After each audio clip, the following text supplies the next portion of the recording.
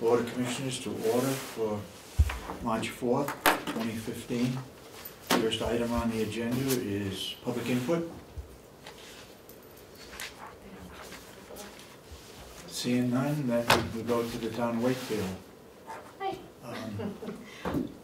Well, I'm not sure if other people are coming, so I don't know if you want me to start. Other towns thought about coming, but I told them quarter off, because that's where the agenda said. All so right. I don't. We'll wait, if that's what you'd like If that's to do. okay? Yeah. Okay. Yeah. Thank you. Thank you. If you look at the minutes of last week,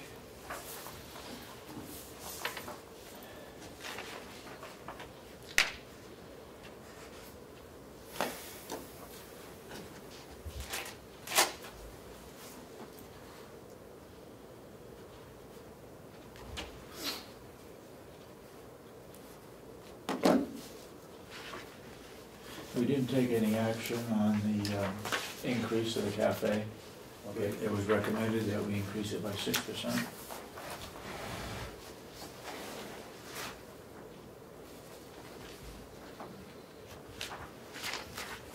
Do you have a copy of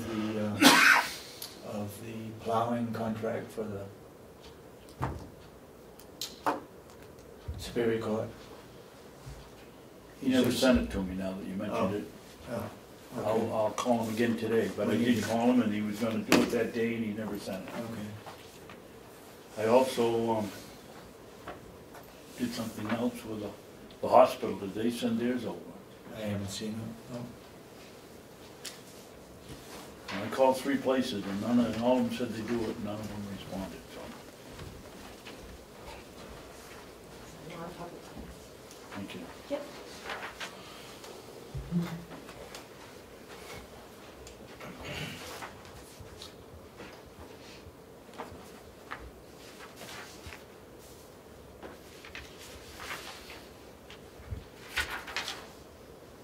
Did you call the meeting to order while I was downstairs?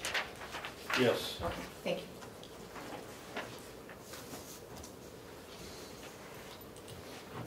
I will abstain, I wasn't here. Right. Okay.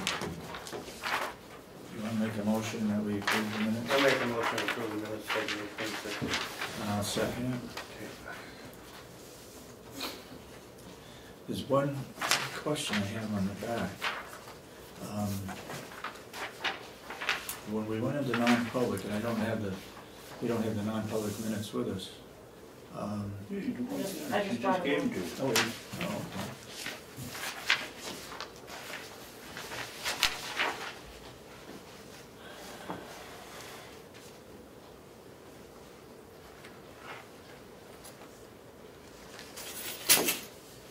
It doesn't say in here whether we seal them or not. It also, David, don't forget. I don't think we need to. There's three different reasons for going into. Yeah. Yeah, that was the other one. You're right. And if you seal them, you gotta give them one of the 3. If you don't Come seal in. them. You gotta remember We that. did not seal those. Okay, then we don't have a problem. Don't worry about it.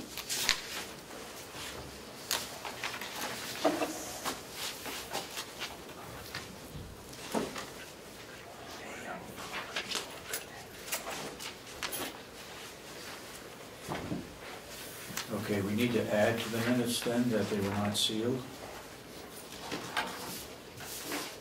Are we adding this to the public minutes? Yeah. Okay.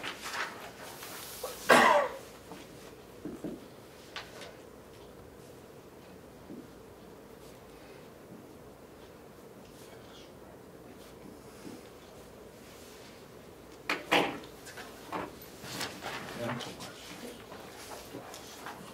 Okay. Then all those in favor of approving the minutes, say aye. Aye. Aye. And so Abstain. And you abstain, okay?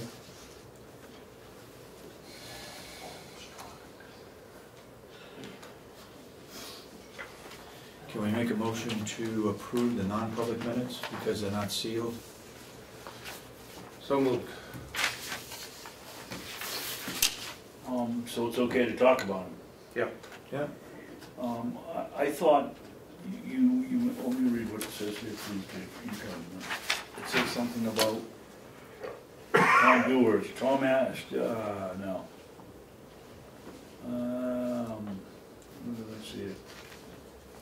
Something about you asked him to defend us in an employee suit. No, it's in regards to him representing us in court, and he claimed that he could Yeah. not do it. Yeah, that's what I'm talking about. Yeah. Yeah. And that's in a case, right? That's You didn't just bring him in here and say at random, are you gonna defend us in any case we get? No, this is in regards to the delegation personnel committee recommending that it goes to Superior Court. Okay. And we need to have somebody represent us. And we thought that it would be prudent to ask the county attorney to do that. And he said no, that he didn't feel he was qualified to represent us. And so we went then to Bailey. Liz Bailey. Isn't there something that we're finishing up when we get sued individually here? One of the steps we did not take is that 7 days you gotta tell somebody that the county attorney isn't gonna. Well, in this particular case, it's You not represent the us, board. it's the delegation. Okay. Oh, okay. Okay.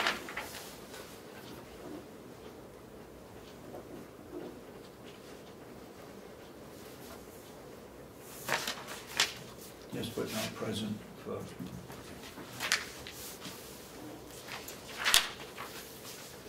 Okay, You have to take a vote on that. You have a motion. in regards to the non-public, all those in support of approving the non-public minutes, say aye. Aye. Aye, and so voted. You have to do Commissioner it, Babson you have to do abstains. it individually too, right? Yeah, let's do it individually, roll call. Commissioner Miller? Yes. Commissioner Sorensen? Yes. Commissioner Babson? Abstain, I was on vacation. Okay, you all square now? I think so.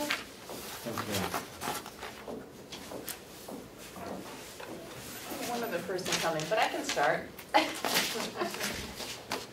Do you want me to Sure. come up to the table? Yeah. Okay.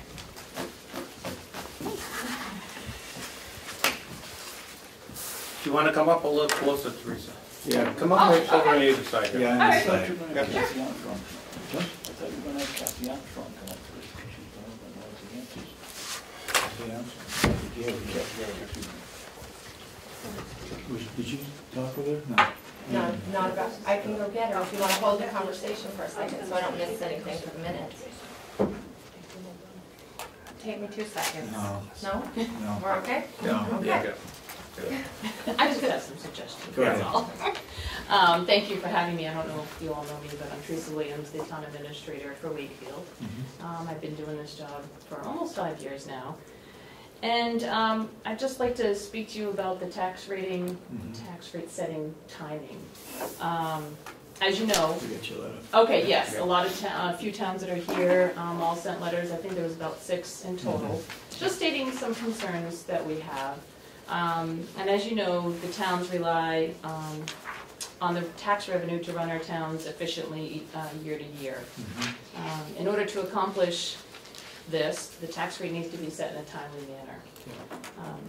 This is possible by all parties involved submitting their required paperwork to the Department of Revenue at or on before the due date, which I think we're all kind of all the same about. September 1st is when all the reports are supposed to be in to them. This has not happened with the county in the past couple years, which puts a little burden on the towns. That puts a financial burden on us. Some towns having to take out tax anticipated notes, paying interest on that. In my town, I had to ask for the school district to only pay half payments from November through December, when generally we pay them at the first of every month, pretty good amount of money, but we didn't have enough to do that. So they were gracious enough to let us do that. And then never mind, the issue that could also happen if the bills go out really late would be that we would fall into the next calendar year, which then a bookkeeping issue really becomes a hardship for the towns. I believe tax bills are supposed to be sent out by November 1st, due December 1st. That's how it used to be. I think things have slid a little bit. And this isn't just the county. This is, partly probably DRA and some other entities. But we really do rely on the county getting their stuff in the proper time. And we do understand that things happen from year to year, which then delays the submitting of the forms. I'd like to make a suggestion, and I don't know, this is probably a legislation change, but the bill that comes from the county is due by December 17th of every year. So whether or not we get that bill on December 15th or we get the bill on October 25th, it's all due by December 17th. So I was, thinking that possibly we could help, something that would help the towns and the county maybe, is, and of course this is just based on my opinion. Yeah. Other towns could state whether or not they agree with this, but if the tax rate is set early because everybody's paperwork is in on time, the county could send out their bills earlier, and then if we could have a 30-day due date, as most bills that we pay have that, then the county would get their money a little early. But if the bills go out late, then we still have 30 days. So in other words, to change legislation to allow us to have 30 days to pay from when the bills go out. So if the bill goes out late, is it due the day you get it, in effect? Currently, Yeah, the way it's set up. the way right it's set now. up, so if we get, if the bills go out, if your bills Yeah. come to us and says, do we owe $1 million? Yeah, And we get it on the 15th, it's due on the 17th. okay, So, yeah. to me, it just is a real hardship. Like this year, our bills didn't go out until, I believe it was around the first part of December. And we got your bill shortly thereafter. Well, our tax money hadn't really come in, and it wasn't really flowing. You get a big influx at the beginning, and then it kind of lulls off, and then you get a big influx at the end. But there are other bills that also need to be paid at the end of the year. Is a very strenuous time for paying bills. So I didn't know if it, when I was looking up RSA 2911, it said something about Hillsborough County having a 30-day payment. And I don't know if they mean... Some of the counties have special exceptions that they pass through Concord. Okay. Yeah. Okay. So I was So thinking, it well, could if be they that. had it, maybe that we could do something to that effect. My other idea was, and again, I don't know how this works, if it would work for everybody, but I was looking at your budget, and it looks like you take out a tax anticipated note, and you pay about $100,000 in interest That's correct. per year. I mean, so We get a line of credit. It's Yeah. now, yeah, like a line of credit. it's now a line of credit. Yeah, Okay. yeah. Do you still pay a large amount of interest? Right on now, that? we're budgeted for $100,000 for this Okay. year, yeah. We And only when pay you- on what we take, When not you what we get use. when you get the money in December from us, is Yeah. that to pay the previous year, or is that to pay the upcoming year? It's the current year ran. The Right current now- year end, the 2014. So when we paid in 2014, you were paying off your tax anticipator line of credit Yeah, at for that point. 2014, yeah. Yeah. So in 2015, like this year, when you get the tax bill at the end of the year, it's to pay for our operating expenses for Expenses this from- current year. Right. Now, I don't know how your budget works, or if that's something that can change, but I wondered if there was any way to have towns pay twice a year, and then at some point, it should catch up so that you would be having funds available for you at the beginning of the year, that you wouldn't have to take out those notes. Is I that, don't know if is that's... that an RSA that? we Yeah, I don't know if that's an RSA, Yeah. or... I think what we would like to do, like some of the other counties have done, is go to a fiscal year.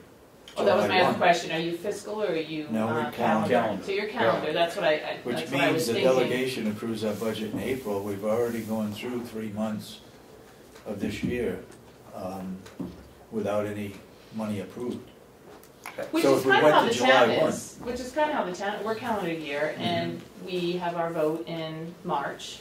So currently, what we're spending Yeah.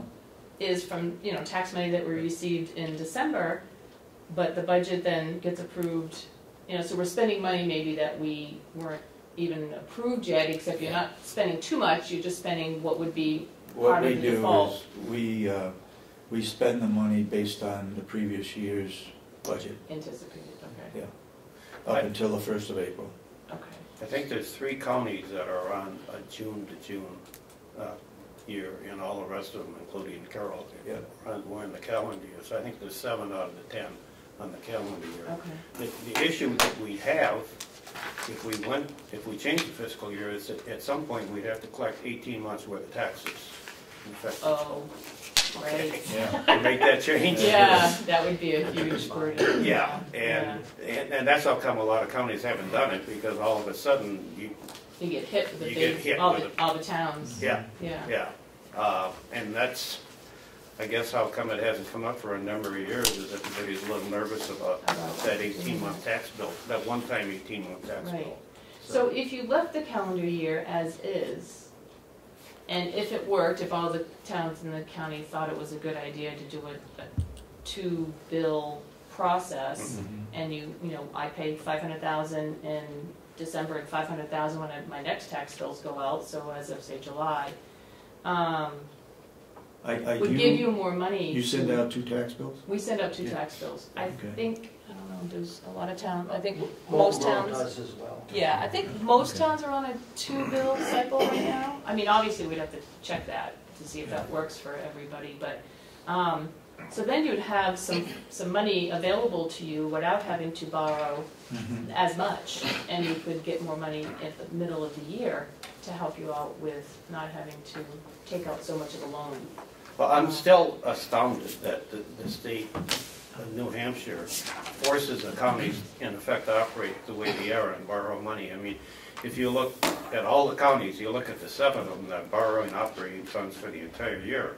Right now, it's not a huge burden because interest rates are low. But wait until the interest rates get up to 4 or 5% like they Right. have been historically. Right, And then you have 7 counties that are borrowing money money. all year long, and the taxpayers are paying for that. So all the counties do the same as what They you have to. guys do? 7 of them. Yeah, yeah. So it's been set up that way as far back as but it just doesn't make sense to me why we have to borrow money to operate all year long. All year Only the long, counties I do know. that. I know, because it's almost like it should, at some point, if you did the two-time billing, that eventually it would catch up so you'd be ahead. Well, you So wouldn't be you'd ahead, but you'd only be, I think, Maybe half. half, yeah, Maybe exactly. half, so Yeah, if it was only 50,000 Yeah. that you had to pay interest on, yeah. or the interest amount, that would maybe help. Well, there's been discussion of it, but again, it's that 6-month catch-up period that Right, gets everybody gets nervous. everybody, yeah. Commissioner Babson?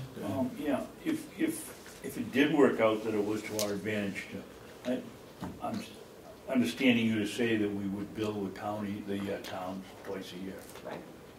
Is it an RSA that prevents us, or could we, by vote of the board, do it? Or? I think it's an RSA. Yeah. RSA 29, I think 11, talks about, 2911 talks about when the bills are due, which talks about December 17th, and if it falls on a certain day, and it tells us that we will be penalized if we don't pay it within a certain amount of time, or by that day. So I think legislation would have to change that. You know, so I guess I'm kind of suggesting 2 things. A 30-day payment. I mean, Right. it's really hard for our towns to, and I get grayer and Have to grayer check it out. when I think about that. I gotta take out a tax anticipated note. And, you know, and I think some towns maybe already do that, but I think most of us don't and try not to because it is really expensive for us to do that. And then sometimes you don't even need the money, and then you have to pay back the interest that you've already borrowed on the tax anticipated note. But yeah, so I'm just hoping that we can all work together to try to, for one, get the paperwork in by September 1 as far as when the due date is.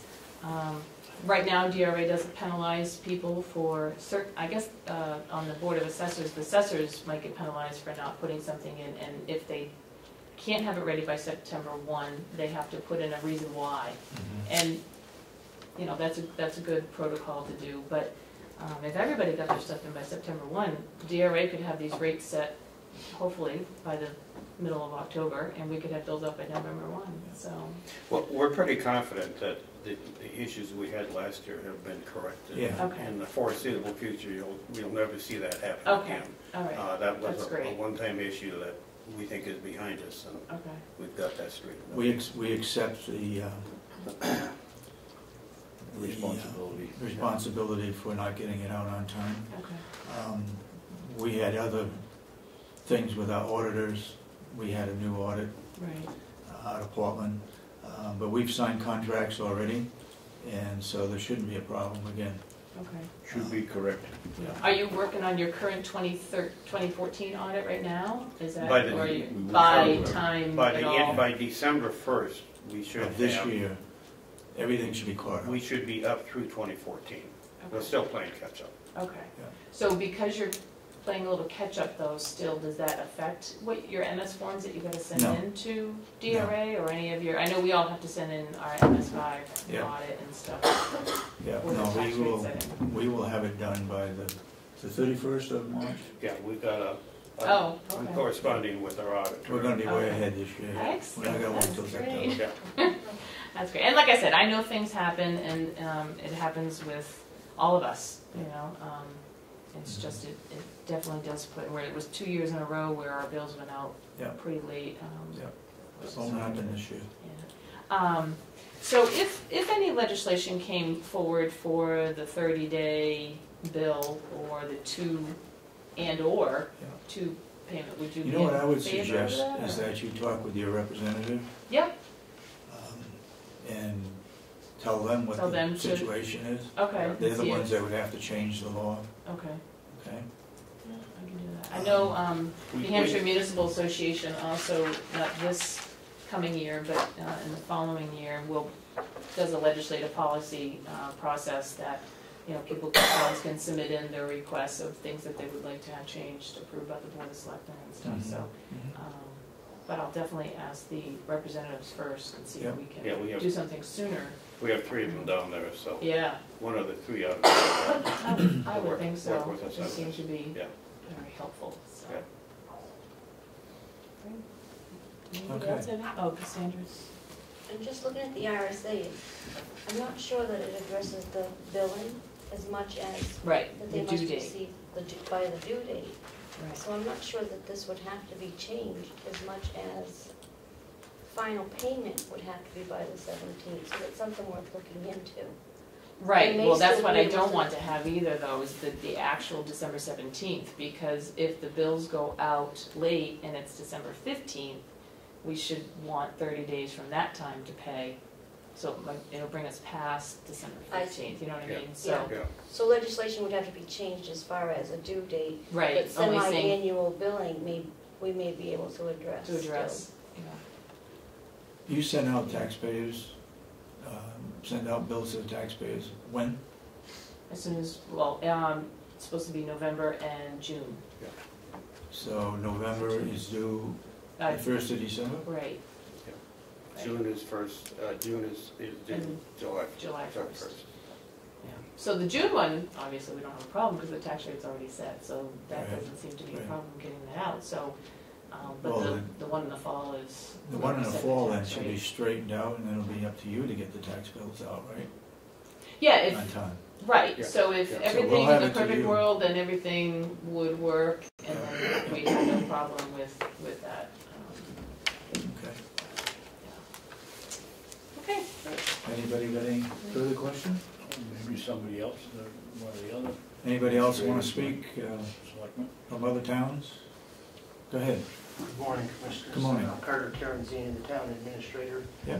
in Molten Borough. We just want to speak on behalf of the request. This year, we were within 1 week of having to look at a tax anticipation note, which could have cost our taxpayers on the order of $15,000. I don't know if you're aware, but 2 years ago, we were only able to send about a third of what we owed you in on time, and the other 2/3 came in about 10 days late. We thank you for the courtesy of Okay. not imposing the penalty. We would obviously like to be able to pay our bills on time Mhm. without having to incur interest costs as Yep. you do. So we would ask you to, consider all the options to being able to help us do that. Yeah. Thank you. Like I said, we have signed contracts, so there shouldn't be a problem. He'll be way ahead in advance, as long as our auditor does his job. Yes, sir. Lloyd Wood, Chairman of the Board at Tufton Borough. Yeah. First of all, here as a colleague, we're all in the battle together. Thank you for listening to us. We were a hairbreadth away of having to borrow money that would cost my town $35,000 in interest. What's interesting is we have a precinct that we have to do the math for, and then at no one's fault, DRA had a couple people retire, and they didn't replace them right away because the state is suffering from some challenges too. The person who does our paperwork had 85 towns added to them. This is not casting any blame, it's just that, I guess it's like biorhythms. It happened to be triple critical this year, and it's no one's fault, but I do like the idea about the twice annual payments, and I'm thinking to myself, and I only speak for myself, is it might be a win-win situation if we could magically pull it off. Is there a taxpayer in this county that wouldn't appreciate somebody saving them $100,000 in interest? I think that's something positive that can come out of this meeting and whatnot. So we're all part of the team, and I want you to know that my contemporaries and I are collegial and co-workers. So thank you for your patience. Well, thank you. Thank you. And we will take this all under consideration. We'll talk with our treasurer, who's an elected official, and find out what he thinks, what ramifications are if we get it 30 days later or whatever. It shouldn't happen, but I know a couple of us would like to go on a fiscal year basis because the representatives are tied up in Concord this time of year when they're acting on our budget. And if it was the 1st of July, they wouldn't have that problem in Concord. They would be here and do a better job at looking at our budget. I know they have problems in even scheduling a hearing on our budget or even subcommittees. They just changed the date on us from the 20th to the 13th for their delegation meeting. So it would be better if we went to a fiscal year. So thank you very much for coming. And appreciate it. Thanks, Teresa. we hope that it'll never happen again. Thank you so much. We will work as hard as we can to Awesome. make sure it doesn't. Thank you, I really appreciate it. Thank you. Thank you for coming. Nice job. Thank you. Thank you, you're Are you welcome. people into 91As? We're thinking of trying to hold a county-wide 91A training program. Would that be something that you'd be interested in? I think that's Yeah, a terrific definitely. idea, especially after the local elections. Yeah, If you've when you have all got new new, people taking office, and Yeah. a lot of new committee appointments happening Yeah. as well. Okay. Yeah, We're going to have one internally, but we will arrange to have one that would be county-wide for all selectmen and anybody who wants it then. Okay? I have a great idea. Why don't you reset just for a second and ask these folks to stay, and I'll go ask Gwinnett if they can come to the one we're all. No, I can't. No. We're going to have a separate one. Thank you. Okay, thank When it's not you. here. Okay. Bye now. No, once we become members of, Oh, yeah. Thanks, Teresa. You're welcome. Yeah. See ya. Yeah. okay. Was her name Teresa? Teresa Williams. Teresa what? Williams. Williams. She used to be the town clerk, and she became town administrator about 5 years ago. She's been in the town for at least 20 years. Does a very, very good We job. need to approve some leave requests of our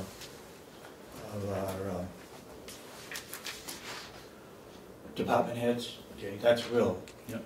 And that's, we need to take action on it. You looked at it? Well, no, I'm not done with this situation that we were in with the tax thing. Okay, sorry, go ahead. You know, I had only come on board in January, and I wasn't that familiar with the whole process at that time. 'Cause it's one of the things that you sit here in the public and you don't hear much about because it's done by the business office. How did we get into the mess? There's supposed to be information sent to the DRA September 1st. Did we not send it, or were we waiting for Bulio to give us information so that we could fill out the form? As they said, it was a combination. DRA was short on people. We didn't get the audit, which we need to have to fill out that MS 45, plus that other one that's due for the nursing home. So it's a combination of stuff. How do we make sure it doesn't happen again? We have a contract with the auditor. We do, and he's got his dates to hit, but we gotta make sure we get the information to him that he needs. What procedure are we gonna set up to make sure it's getting over there in time for him? Denny's got a good relationship going with him now, and I don't know what information they need, maybe you guys. I don't either. But we gotta make sure they get it, because we promised them we were not gonna get in this mess again, and we don't want to. I guess what we need is the deadlines that we have to meet for the various forums with Concord. I've never seen that schedule, but I think all of us need a copy of the required forms on an annual basis and what the deadlines are in Concord. And what they are. Yeah, so we can all follow up and make sure that we're on these dates. Because I think it's our responsibility to make sure this, I don't want to rely on somebody else within the county. I want us, the three of us, to make sure on the specific dates that we're all initialing the form that is going out on time. Yep. So, if we could get a list of the forms, yeah. the date they're due, the information on it, then we can backstep and set up our own checklist so that a week ahead of time we can say, where is it? Instead of getting there on the due date and why isn't it in? Yeah. Okay. Melissa, do you know if where we go to get that information? Is that? Kathy Gary should have. I'm looking at it right now. Oh, you're looking at it? I mean, the most critical form is the MS 42. Yeah. And really the one they use to set the tax rate. And it's simply a statement of appropriations and revenue that are voted on by the delegation. Okay. Appropriations and expenses? Yeah. Okay. For which year? So when they finalize their budget by March 31st, you should be able to fill out that form the next day. They sign it. And sign it and send it in. Okay. It's not due till September 1st, but and I'm not sure why they give you 6 months to fill it out. It's got to be more than that, because they do that. It's the chairman of the delegation and the clerk that sign that form, and they sign it right after the budget is approved. So that one's not a problem. Does it get sent It's in? the MS 45, I believe, is the problem.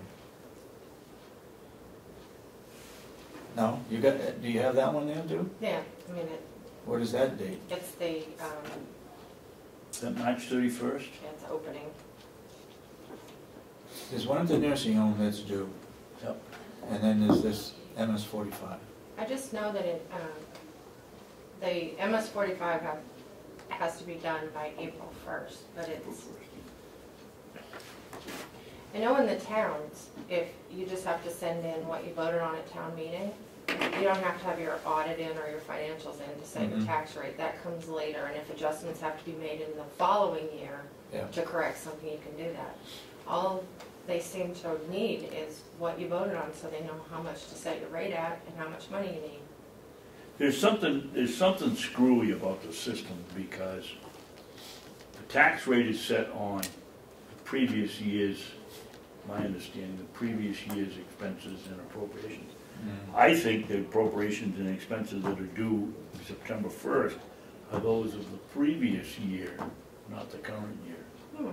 So they can set the tax rate on. Because you're always 1 year behind. I'm 1 year behind. Well, let's find out, who can we call to find out and get the straight scoop? We can't get this. DRA? Yeah. Okay. Maybe we can get somebody from DRA to come out and give us a half-hour tutorial on how this works. Maybe now that all the tax rates are set and Yeah. even though they're short-staffed, maybe they might be able to. Maybe they have somebody in DRA. I think I have a name of a contact at DRA. Maybe I'll ask them if they can Let's come find there. out what the dates are that, we have 3 items, I think, that have to be in. Okay. 4 items. You know what? One, we have to have it in by the first week of December, the 1st of December. That's our budget, that's our budget. And then the county delegation has to have theirs in by the 1st of April. That's why they have to approve it by then. And I know the delegation chairman signs it and the clerk signs it. That shouldn't be a problem. Do they send it? Hmm? Do they send it? We fill it out and they sign it. I don't know who sends it. But yeah, that shouldn't be a big problem. Okay. We need to do some work on that. Okay. You all Okay, set? yep, thank you. All right. Look at Will's request. I don't have a problem with it. Where do we It's sign in it? March. Yeah, he's not gonna be making hay. No. But is Department head, is his budget superior going to be done by then? supervisor. I guess you're the one that's supposed to sign it. You know, I think it's difficult for us as commissioners, as well as department heads, to be away February and March. That's the critical time for our budget to be approved and adjustments made and so forth. And I know everybody needs to have a vacation, and everybody may feel that that's their best time off, or there may be emergencies. I don't know. Doesn't really say, but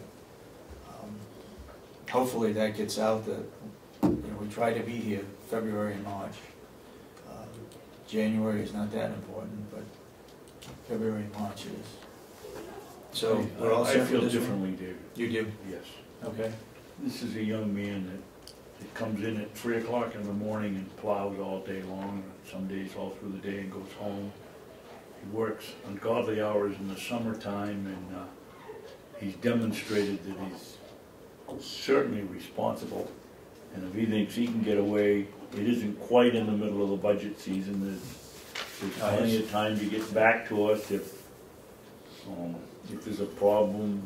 Mrs. Umberger, Representative Umberger said everything's all set except for the sheriff's department and the email that she sent out, so there shouldn't be a problem giving Willie a week off, I don't think. Okay. Well, Maybe some others, yes. I'm gonna miss the meeting on the 13th, but again, I've got my wife. I got my wife here that gets cabin fever, and so we planned a 4-day weekend in. Don't say when. In this month, and I'm all set, everything ready to go, and then the delegation changes the meeting. So No problem. He sits here and says, "Well, and if the commissioners will show up." well, I can't ever remember being asked if we're available for any of their meetings. I mean, I do my best, but I And only then they take say, it for "Well, we're going to change reservations. it by 7 days." Don't worry about it. I know, it just Don't worry irritates, about it. irritates me. That's all. Yeah, it does.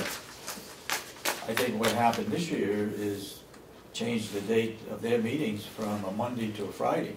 Yeah. That kind of messed things up. But that's it. Okay.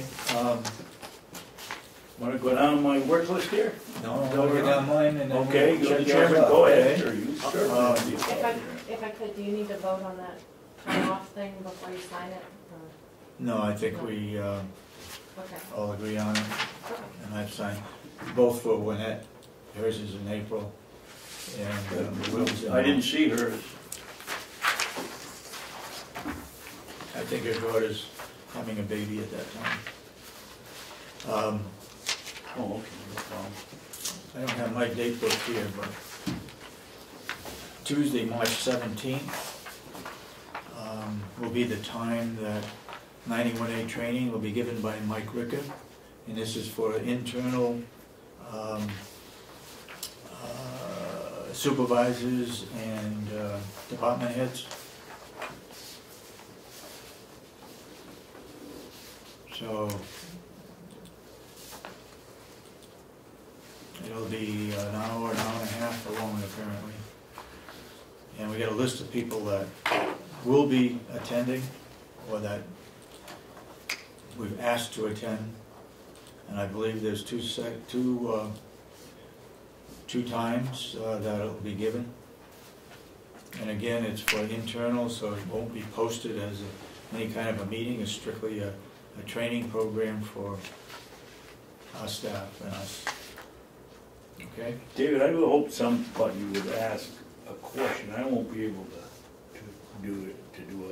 attend that day. But I hope somebody will ask the question. I'm tired of everybody saying, "Oh, you can all ride together as long as you don't make a decision. You can get together as long as you don't make a decision." I hope somebody asks specifically what the requirement is. As I read it, we can't even get together unless it's a social interaction by accident. And I hope somebody will ask that question. This meeting is at Primex, right? No, it's right here. It's right here. Yeah. Okay.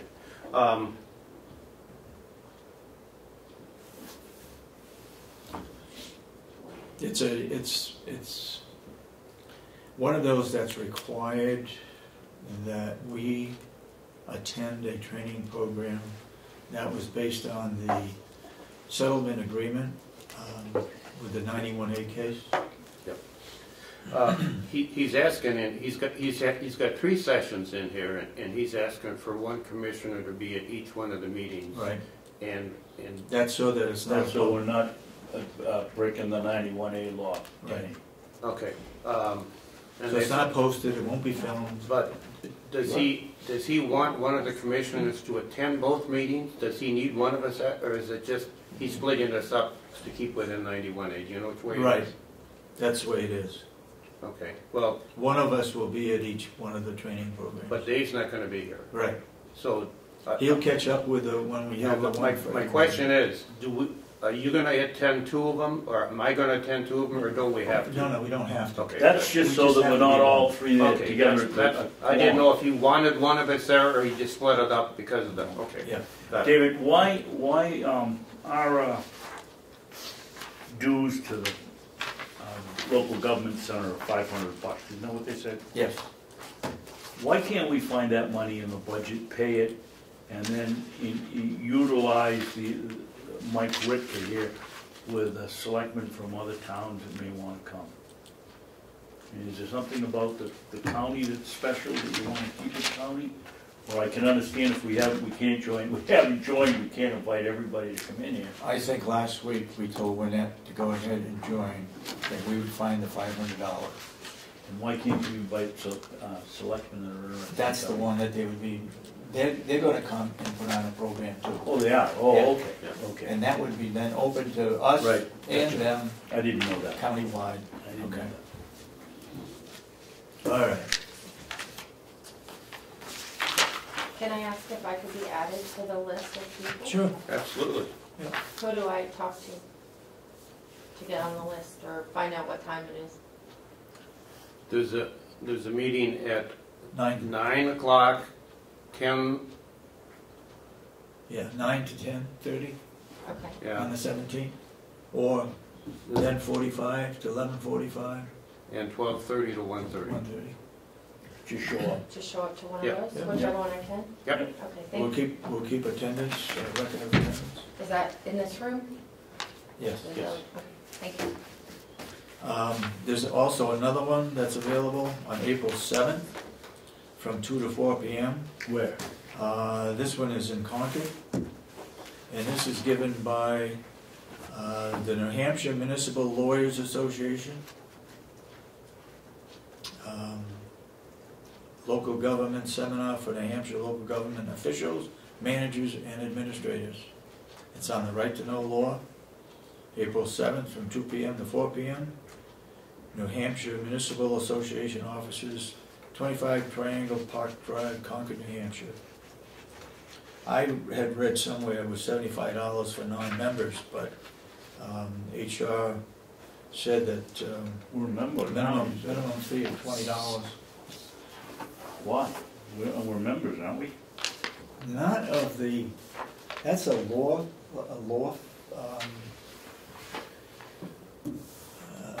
organization.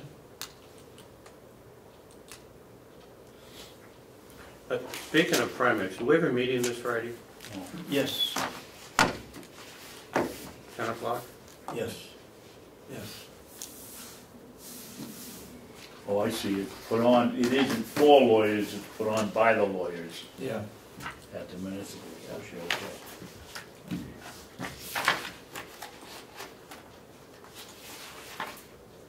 Oops.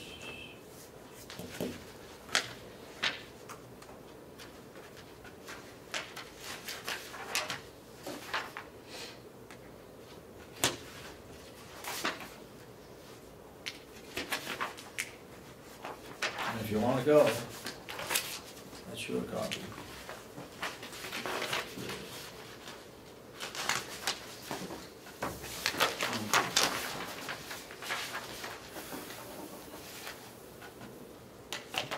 If you fellas will give me permission to use the money, maybe, because I won't be able to go to the one on the 17th. And we don't I've know got what. the right date for my eye operation. Okay. Maybe this is one I ought to go, give us 2 points of view. And Yeah, Yeah, it's a good idea. yeah. We'll even authorize you to have mileage to go to. Really? How's that? Should I check with Representative Cardelli and see if it's okay? All right, a couple other things.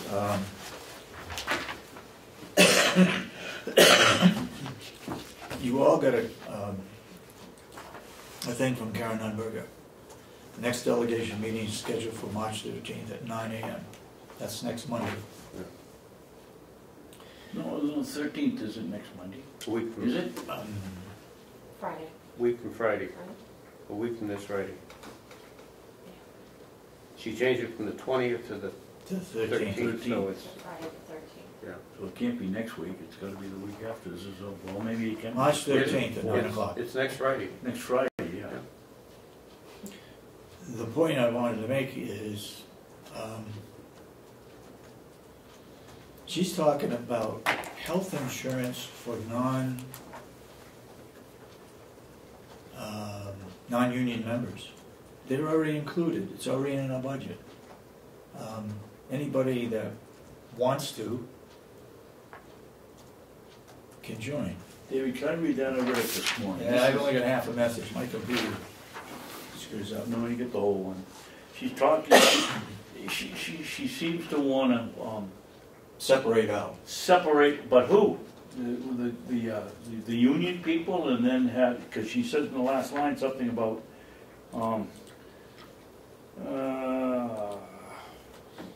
offering the non-union people something else. Yeah, either we're not reading it right, or she's confused.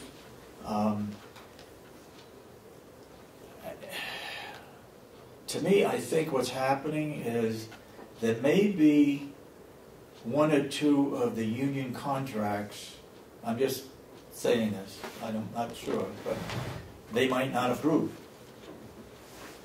And I guess the question is, if the union, if they don't approve the union contract, then it What happens to the stays. other people? Yeah. Is the question. Right, I see what she's asking, okay. I think that's what she's asking. Yeah, it makes sense. On the other hand, she says that there is the health insurance contract saves a lot of money. Well, it does. It's going to save $50,000 for half a year. I'll save $33,000 at the jail. Yeah, The total savings for on the healthcare is $238,000 for a total. okay. 200 what? $238,000. Where'd you get that figured in? I got that from a form that Debbie put together and gave me last weekend. Okay, Savings on insurance that's for a whole year. across the board, right? Do you want her to come in? Sure. What's We that? got time. Do you want Ms. Newland to come in? Maybe she can help you. Yeah, the form she showed me was a savings of $238,000. Now, the only thing that I don't know is when is the effective date of when? July 1. Okay, July 1, so that's half a year. That would be half a year. Yeah. That seems pretty high, Well, It does to me too. okay, let's, because I was thinking it'd be closer to $100,000 savings. well. If it's 33 at the jail, which seems to be a good figure. The only other big one would be the nursing home. But I can't believe it would be, you said 200 and what? $238,000. 238, so it's $200,000 savings between everybody else. Yeah. That seems high. Seems high.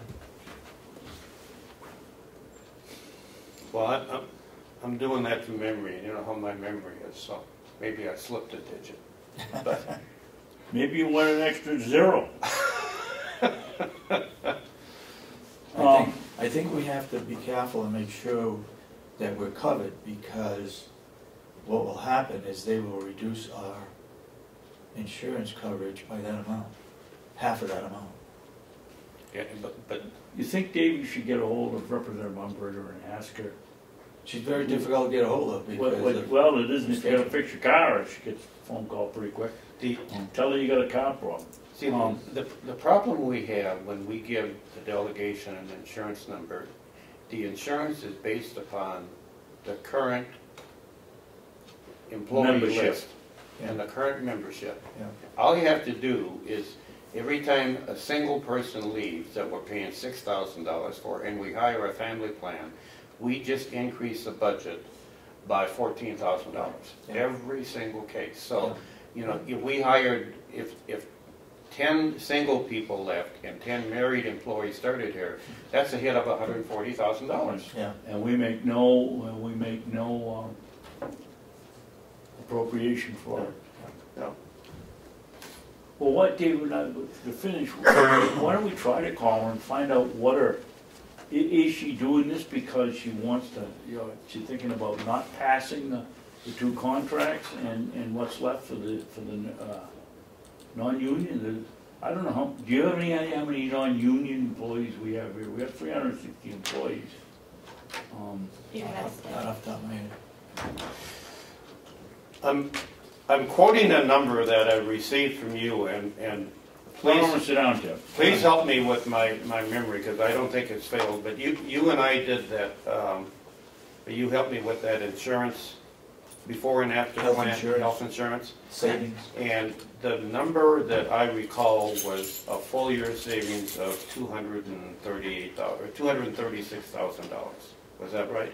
That's approximately correct, yes. And that's moving to the new plan with the $2,000 deductible for a single. It'd be effective July 1. Correct. $2,000 deductible, $1,000 for the individual paying first, and then the county paying the second. Yeah. That's correct. Yeah. And three for a family, 6 for a family. No, Four three- for a spouse. No, it's 3. 2 for a spouse. I think it's 3 for a family, isn't it? Yeah. Correct. Right. It's 3 for a family. Well, 6 total. 6 total. Yes, and a married couple is Well, it would be a two-person plan, whether it's a married couple or a parent Okay. and child. oh, okay. But you gave me that document on the way out one Friday, and I kind of burnt the number in, but I think it's 236,000 and change, right about there. I mean, we're within $1,000 of what that spreadsheet had on it. Correct. It was approaching a third of $1 million. So your memory isn't. Does that include the increase that's due the 1st of July? The pay rate increase? 3 or 4%? Oh, you're talking about the not-to-exceed rate? Health insurance. New Hampshire and a local trust actually gave us a not-to-exceed rate of Right. 3.94%. Right. Based on usage. So that's not included in that. That is included. It is Yeah, included? when I did those calculations, I did them based on the 3.94% Okay. increase. Okay. Now, that could change if it is Could a be less than not-to-exceed rate, correct. It could be significantly less than that based on our usage. Yeah, My that's guess is a- that that'll be pretty close. Excuse me. Go ahead. That's a huge number. It is. Where is the savings? Is it the fact that the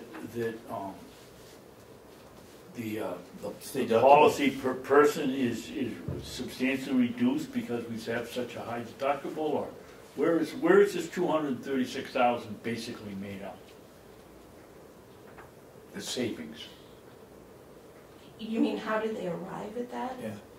Insurance is a claim-driven industry. No, I think what Dave is asking for is, if you look at the various aspects of what we're paying for, where did the majority of the savings come from? Is it due to the deductible? It is, Okay, it is. okay. Because insurance is such a claim-driven industry, what they're looking at is that if you have a person who has zero deductible out of pocket because that deductible is being paid for by someone else, they have no responsibility to be consumer conscious in their choices.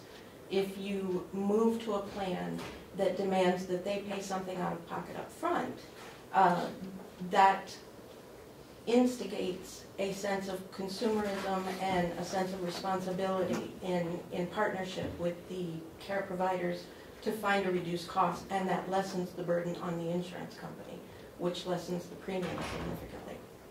Okay, let's look at another angle here. We pay 80%, they pay 20%. That 80% that we pay, is it $236,000 savings? Or is it the total? That's the total. Total, so I it's did not, have- we don't have, it doesn't come to us then, or savings to the county, 236, it's something less than that, because we only pay 80% of the total, right? Now that you mention, I'm going to have to go back and look, because I think when I entered the formula for the field that Commissioner Miller is asking about, I actually entered that based on the savings to the county, not savings of the entire plan. If I can have just a minute to go look It at makes that a plan, difference I'll be able whether to tell we you. could really But either gain way, I 80. did break out the cost to the county, if any of you have that sheet in front of you. I don't know. It is It's in broken that out by brief. savings to the employee, savings to the county, and then savings overall. Oh, okay. I don't believe I got a copy of that. I didn't. No. I didn't get a copy of that. I was gonna use it in a subcommittee delegation meeting, and we never got to it. Okay. So it has not been handed out to anybody. You worked long and hard, so I'd have it in time for a delegation meeting. It's never come up until now. The other thing we need, can we find out how many people are insured and how many are not? We have 190 people currently on our plan. That's employees, that's not dependents, that's just employees. An estimated figure of how many are not could be arrived at by determining how many active employees we have in the county, less the number of those employees that are actually not qualified for the insurance because of their employment status, less the number of employees actively on the plan. 190 would give you a rough estimate of how many people are simply not participating. Out of how many? We have 300 and what? I 350, think the last payroll issue was 338, 338. but that doesn't include the employees who didn't actually work that period. It's when I look at my Kronos licenses, active Kronos licenses, we're looking at 348. 338. And that includes part-time? It does part-time and per diem. And part-time don't get health insurance? Part-time does if they're working 32 hours or more, right? Right. Excuse me, we're going to 30 hours or more in accordance with the PPACA. That number, 348, would include your per diems, and they are not qualified for the insurance. Okay. So we have about 150 people that are not covered, but may be covered by their spouses. May be covered by their spouses. In a lot of cases, to be honest with you, most people who waive the insurance are younger generation coming in still covered under their parents, because the change in the insurance plans has allowed them to stay on parents' plans until they're 27 now. 27 or? Yep. 26 or 27? I thought it was I 26. was thinking it was 26 myself. I think it's 27. You might be right. I might have missed one. But anyway, they've gone from being 18 to 26. Do we Correct. have that many young employees? We have a great deal, particularly in our per diem pool. which, I mean, obviously they're not qualified for the insurance, but we have a number of other employees who are still under that 26, 27-year benchmark. Okay, Could you double check that number and then get a copy of that handout that you gave me for the three of us before we leave today? Absolutely. Thank you. You're welcome. If, since you're handling the benefits, if the union contracts don't go through, if they turn them down, then there's no increases, but they continue to still stay on our health plan. They can't change that. All they can change is the dollar value. I suppose if they don't appropriate the dollars, then they can't be on it. Well, if they appropriate X amount of dollars and it's costing us X plus, that puts the wrappers on it right there. Yeah.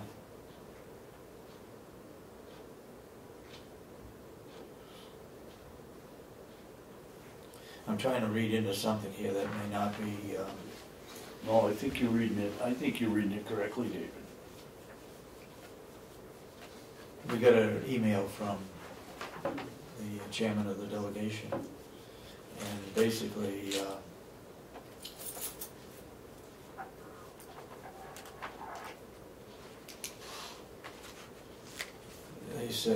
she said, we also need to vote the contract, or, I don't know what the last word is, but support the contracts. Please be prepared to offer something for the non-union.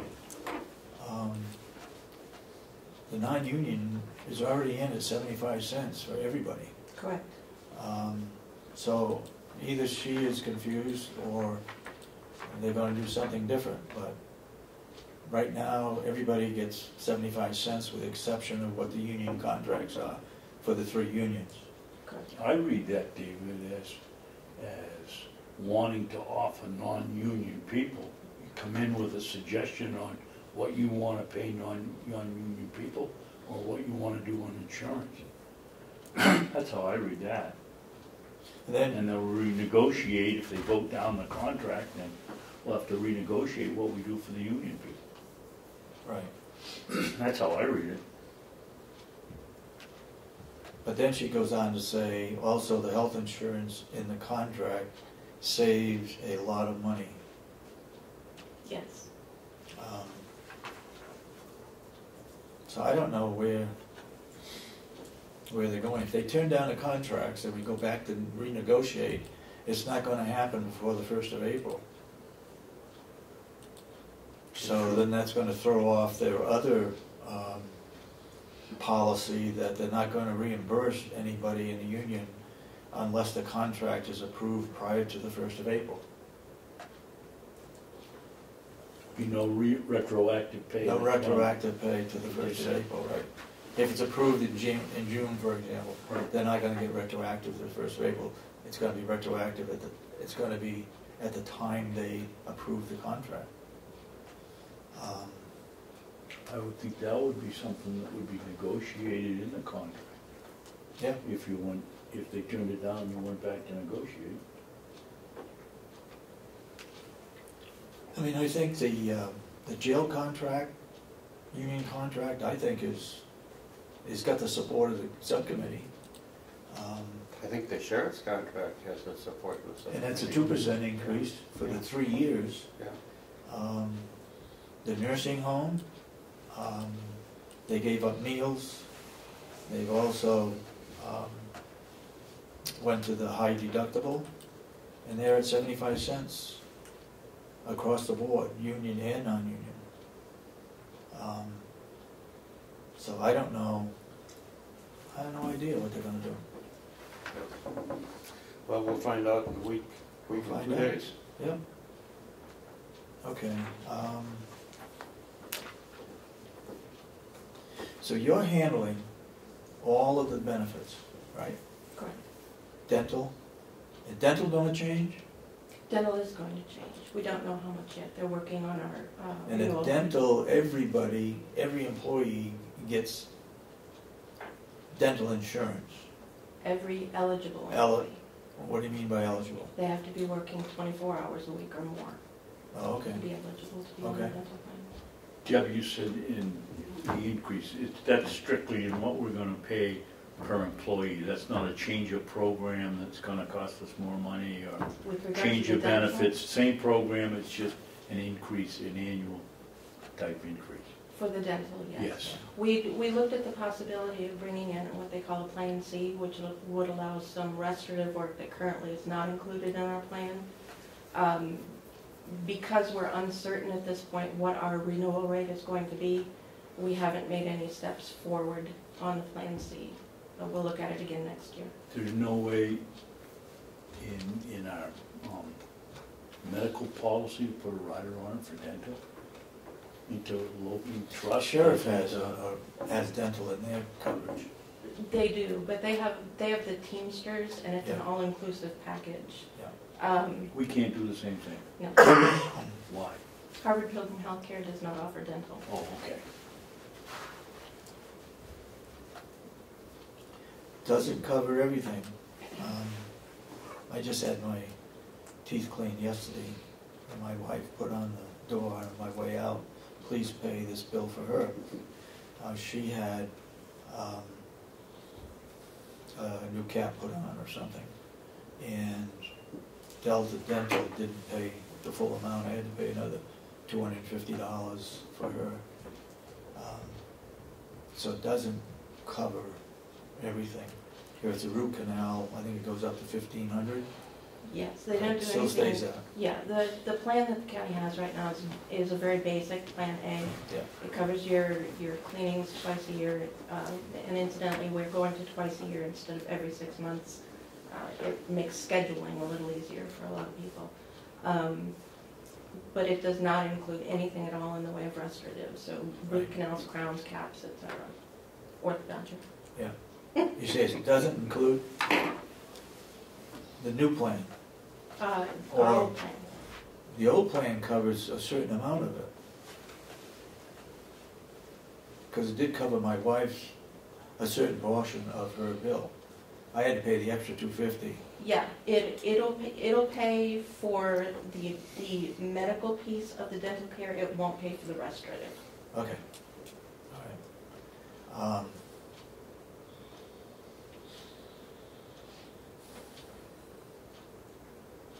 Okay.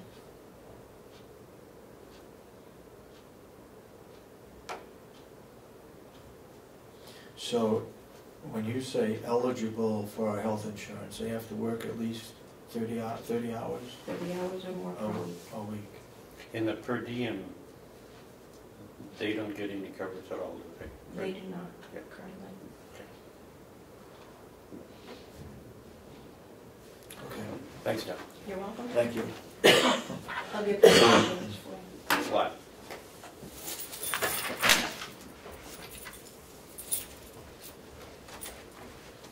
Okay, you've got some things, Commissioner Babson? Yep. And I have I do too. a stick in my pocket, what I wrote up for the annual report for the commissioners. Okay, Um, you got it in your pocket? She said? I got the stick, I gotta get it typed out. Oh, You can look at it, okay. probably yours is Let's better. get that done today so we can get it in. Okay. Did you see the dedication that was included with the minutes? What, What minutes? You The mean, ones is I- it the dedication Yeah. that you wrote with your commissioner's report? Right. Oh, yeah, with a picture? Yes, Yeah, I did, I haven't read it yet, but. you agree with it? No, I You haven't don't, read it you yet. haven't read it yet, okay. But I did mention it in mine also. Okay. Mine, it can be changed any way So can mine. we agree to Mine it, can be so. thrown out. But we need to get it, let's get it done today so we can get our annual report into the printers. Okay. Everything else is done and ready to go. Has anybody received a response from Representative McCarthy? No, I was gonna ask you if you did. No? No? You know, I was thinking, you know, maybe we ought to offer the opportunity to all the representatives if they'd like to come in here.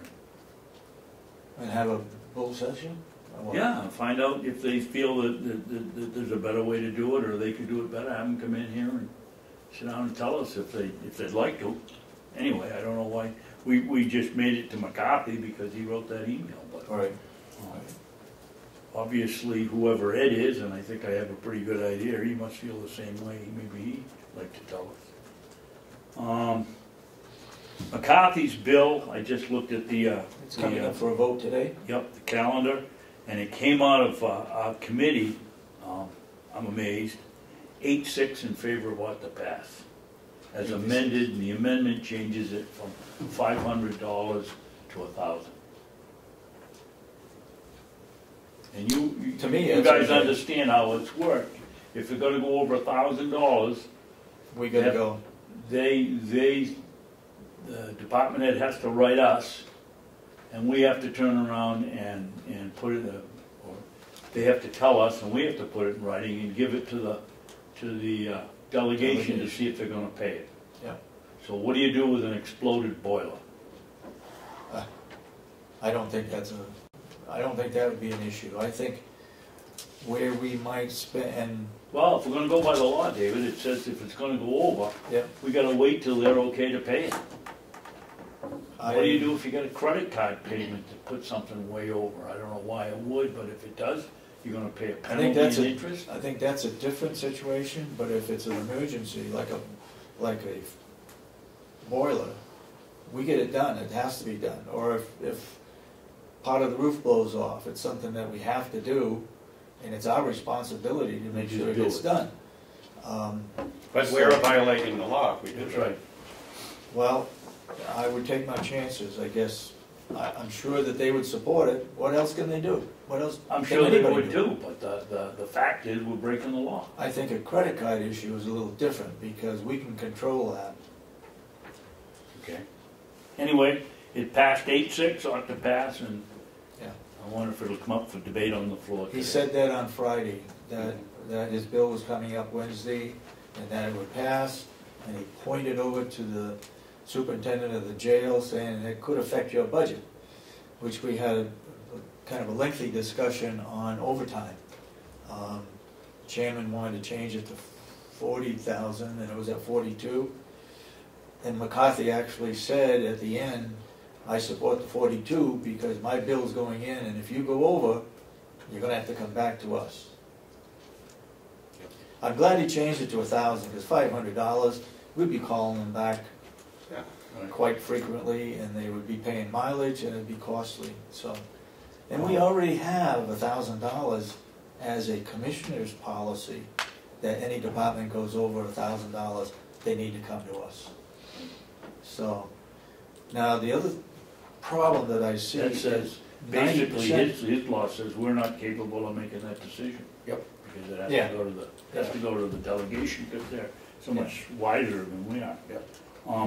The interesting thing with the last sentence in the minority report on the bill, and the woman that wrote it said, basically, I can't remember the exact words, Melissa might be able to find it, but she said something about who are we with counties having their each individual situations, who are we as a body to decide what will happen in Carroll County?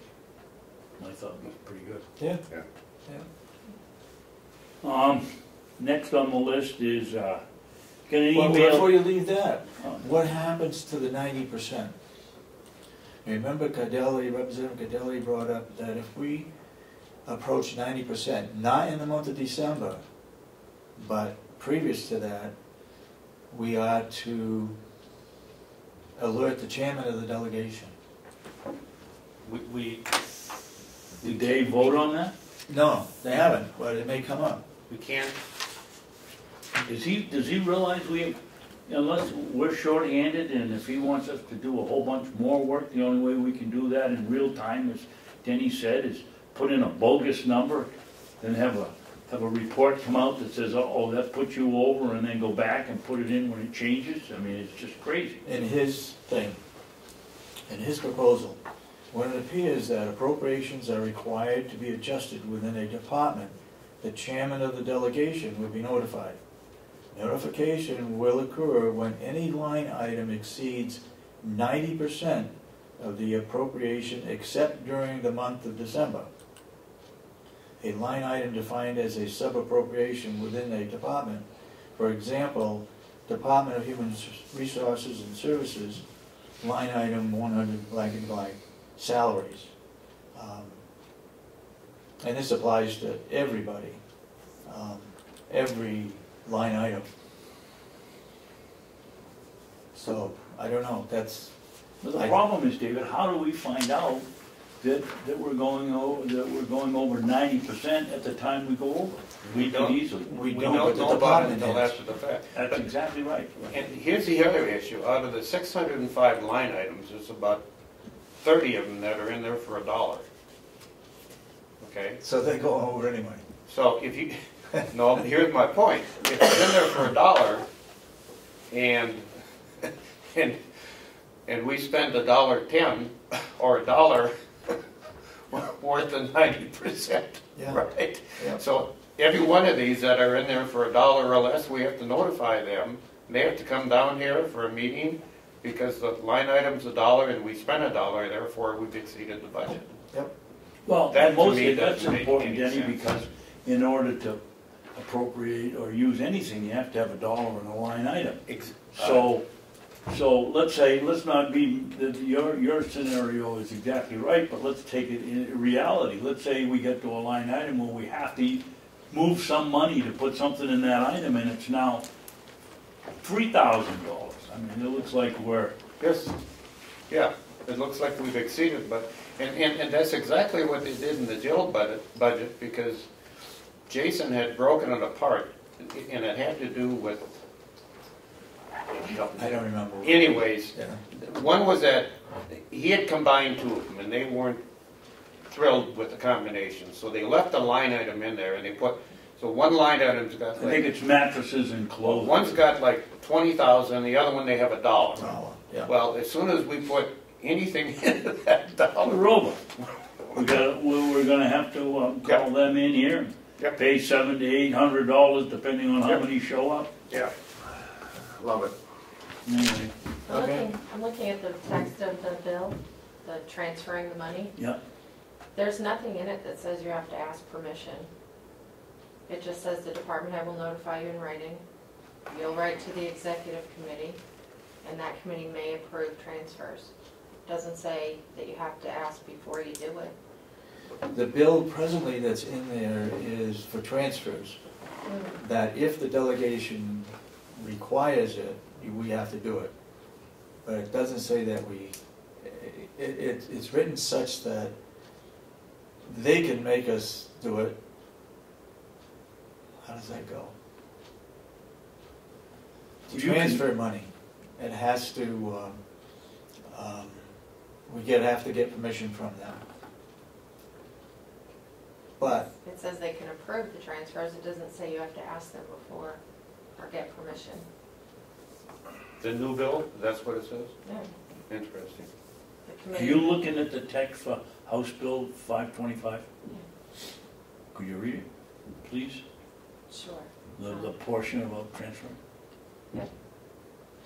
And it's interesting that the only sponsors are all Carroll County reps. Yep.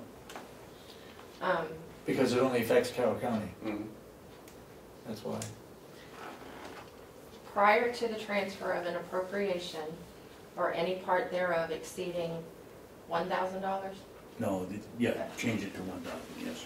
or an accumulative total exceeding $1,000 from one line item to another, the following procedure shall apply. A request to transfer an appropriation shall be made in writing by the department head to the county commissioners, who, if they approve the same, shall report in writing their recommendation to the executive committee. Which is the whole delegation. Doesn't say, will seek permission I from the wonder executive why they committee. went back that far to the department heads. Well, because they're currently doing that.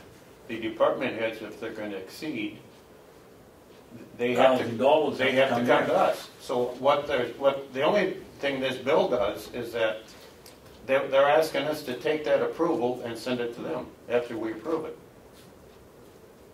They want to be copied on it. That's the only thing it says. Yeah. Good morning. Good morning. It's not that clear, it doesn't give a procedure. I don't think that was the It's not intention of the bill. intent.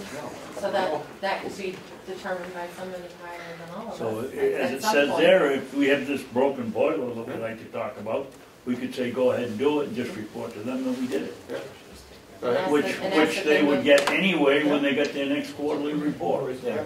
It doesn't change anything the way it is. Isn't that what you're already doing when you get that list at the end of the year of the overages and then you're Well- telling them where you're going to move the money from and Yeah. to? Yeah, but during the year, Melissa, if we get a notification from the department manager that he's exceeded it, right now, we don't have to send that to the delegation. Under this law, we would have to send that to the delegation. That's the only change that I see. And they're supposed to meet at least quarterly to review the budget? Is that what it is, or twice a year? I think All the delegation has to do is to say that if we exceed a line item budget, we have to go to them. They can say that at the beginning of the year. Or they don't have to say that, and it just goes without doing that. Well, if this law passes, as it is now, it may do just the opposite of what they're looking for.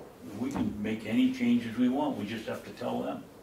Their goal was to make sure, my feeling was that we were unable to make those transfers unless we had their permission, and this is just the opposite. Okay, what else you got? I got an email from Mrs. Katie.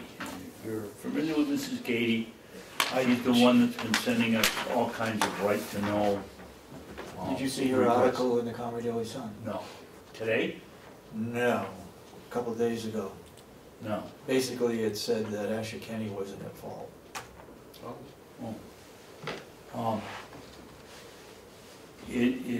I'll just read it quickly. It is my understanding you are asking for right to know requests be charged by testimony to the Legislative Judicial Committee. I don't know.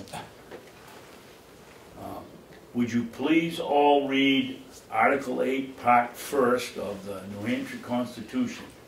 Further, what cost was there to my request to come see the files documents on the trust money held by the county, which Commissioner Babson told me you had none? Obviously, if she didn't come, there was no cost.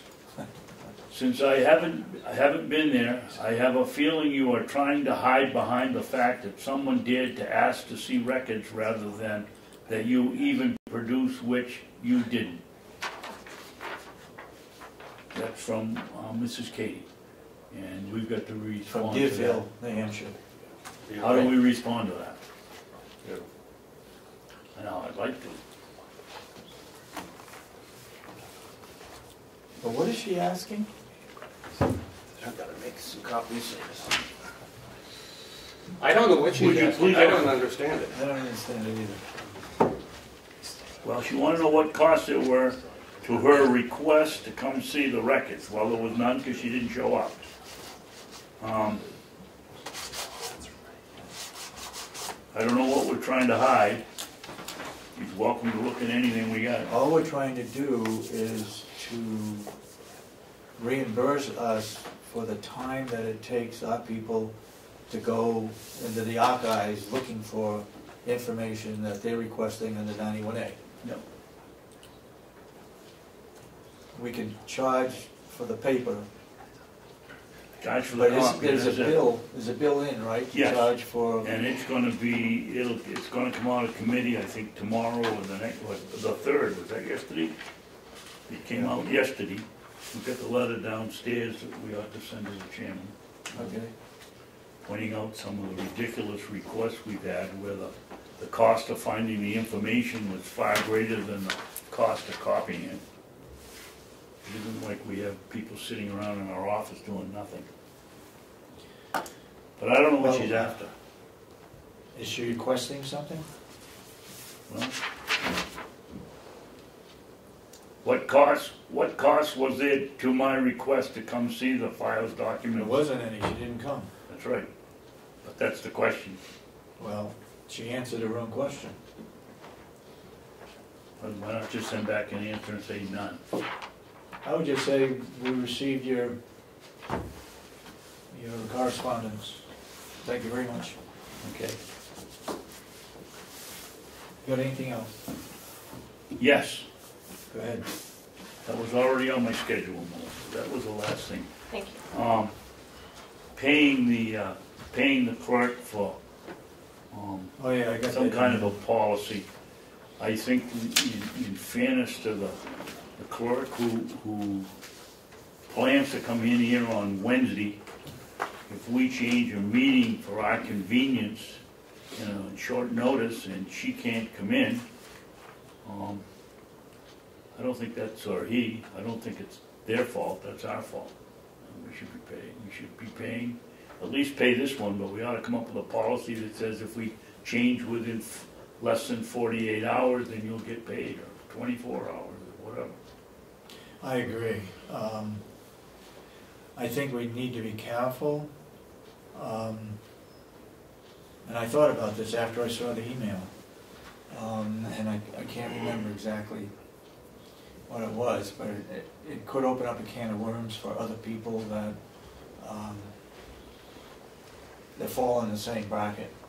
We only pay we only pay them when they work it.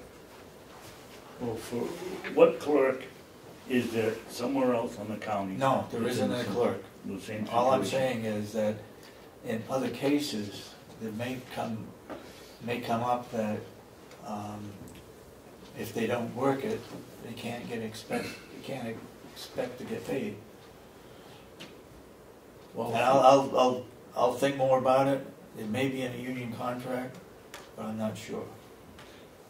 well, as I see it, we have a unique situation here with our clerk. It isn't the same as an employee that's expecting to come in, that the union either covers it or we have a policy.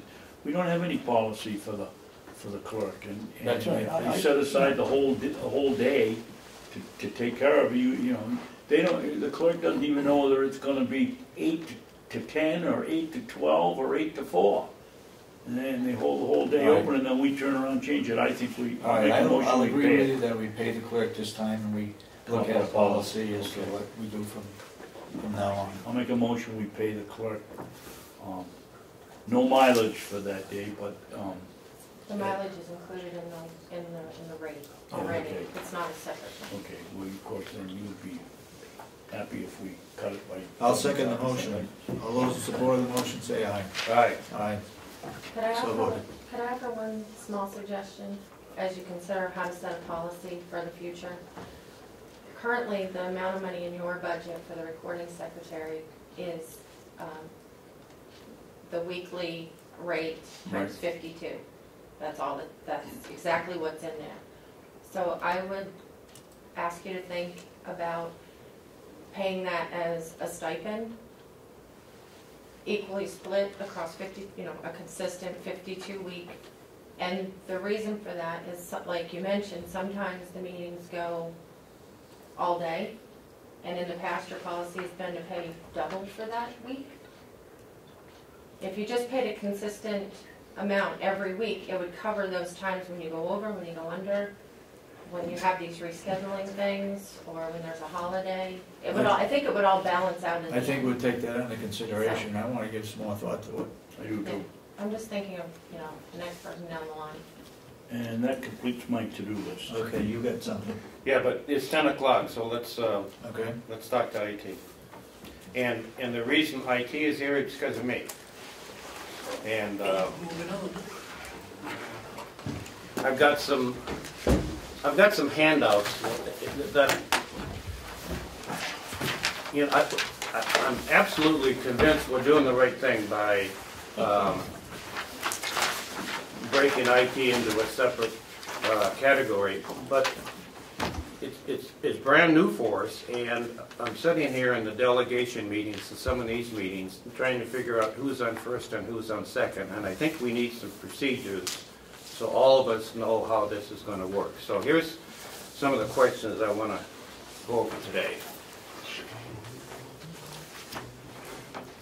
We just, well, the first question is, it appears in the budget. No, but In the IT budget. But now, wait a minute. What I'm talking about is the new equipment by department, Yeah, okay? Doesn't show. It doesn't show. What we need what we need under IT is new equipment by department. And when the department managers are presenting their budget, they are the ones that are going to have to defend the new equipment line. I don't think we can expect IT, that's correct. especially Mike, to come in and make a presentation on what the nursing home needs. Right. So we don't have that right now. My understanding is, though, that it was split out. The new equipment was given to Kathy of every department, what we wanted and Yeah. what was inside of it. There is a breakdown sheet that Kathy does have. That's a That's a breakdown Yeah. by departments of what we're asking for new equipment. Right. Okay. But I do agree with you when it comes to the sub-budget and everything else, they need to ask us what is in your Yeah. IT line, so. Yes. What's happening now is because IT is taken out of the budget, they never have to defend the IT portion of the budget. It never gets discussed, and then when Karen Umberger comes in, she wants to talk about IT. Nobody's ever defended the new equipment. If I could mention one thing, Go ahead. and I'll give an example of it, just with my experience with my budget, sheriff's budget, is I asked the sheriff, tried bringing up his IT, new equipment, the stuff in his subcommittee. In that subcommittee multiple times told him that's not what we're dealing with, that's for the IT subcommittee.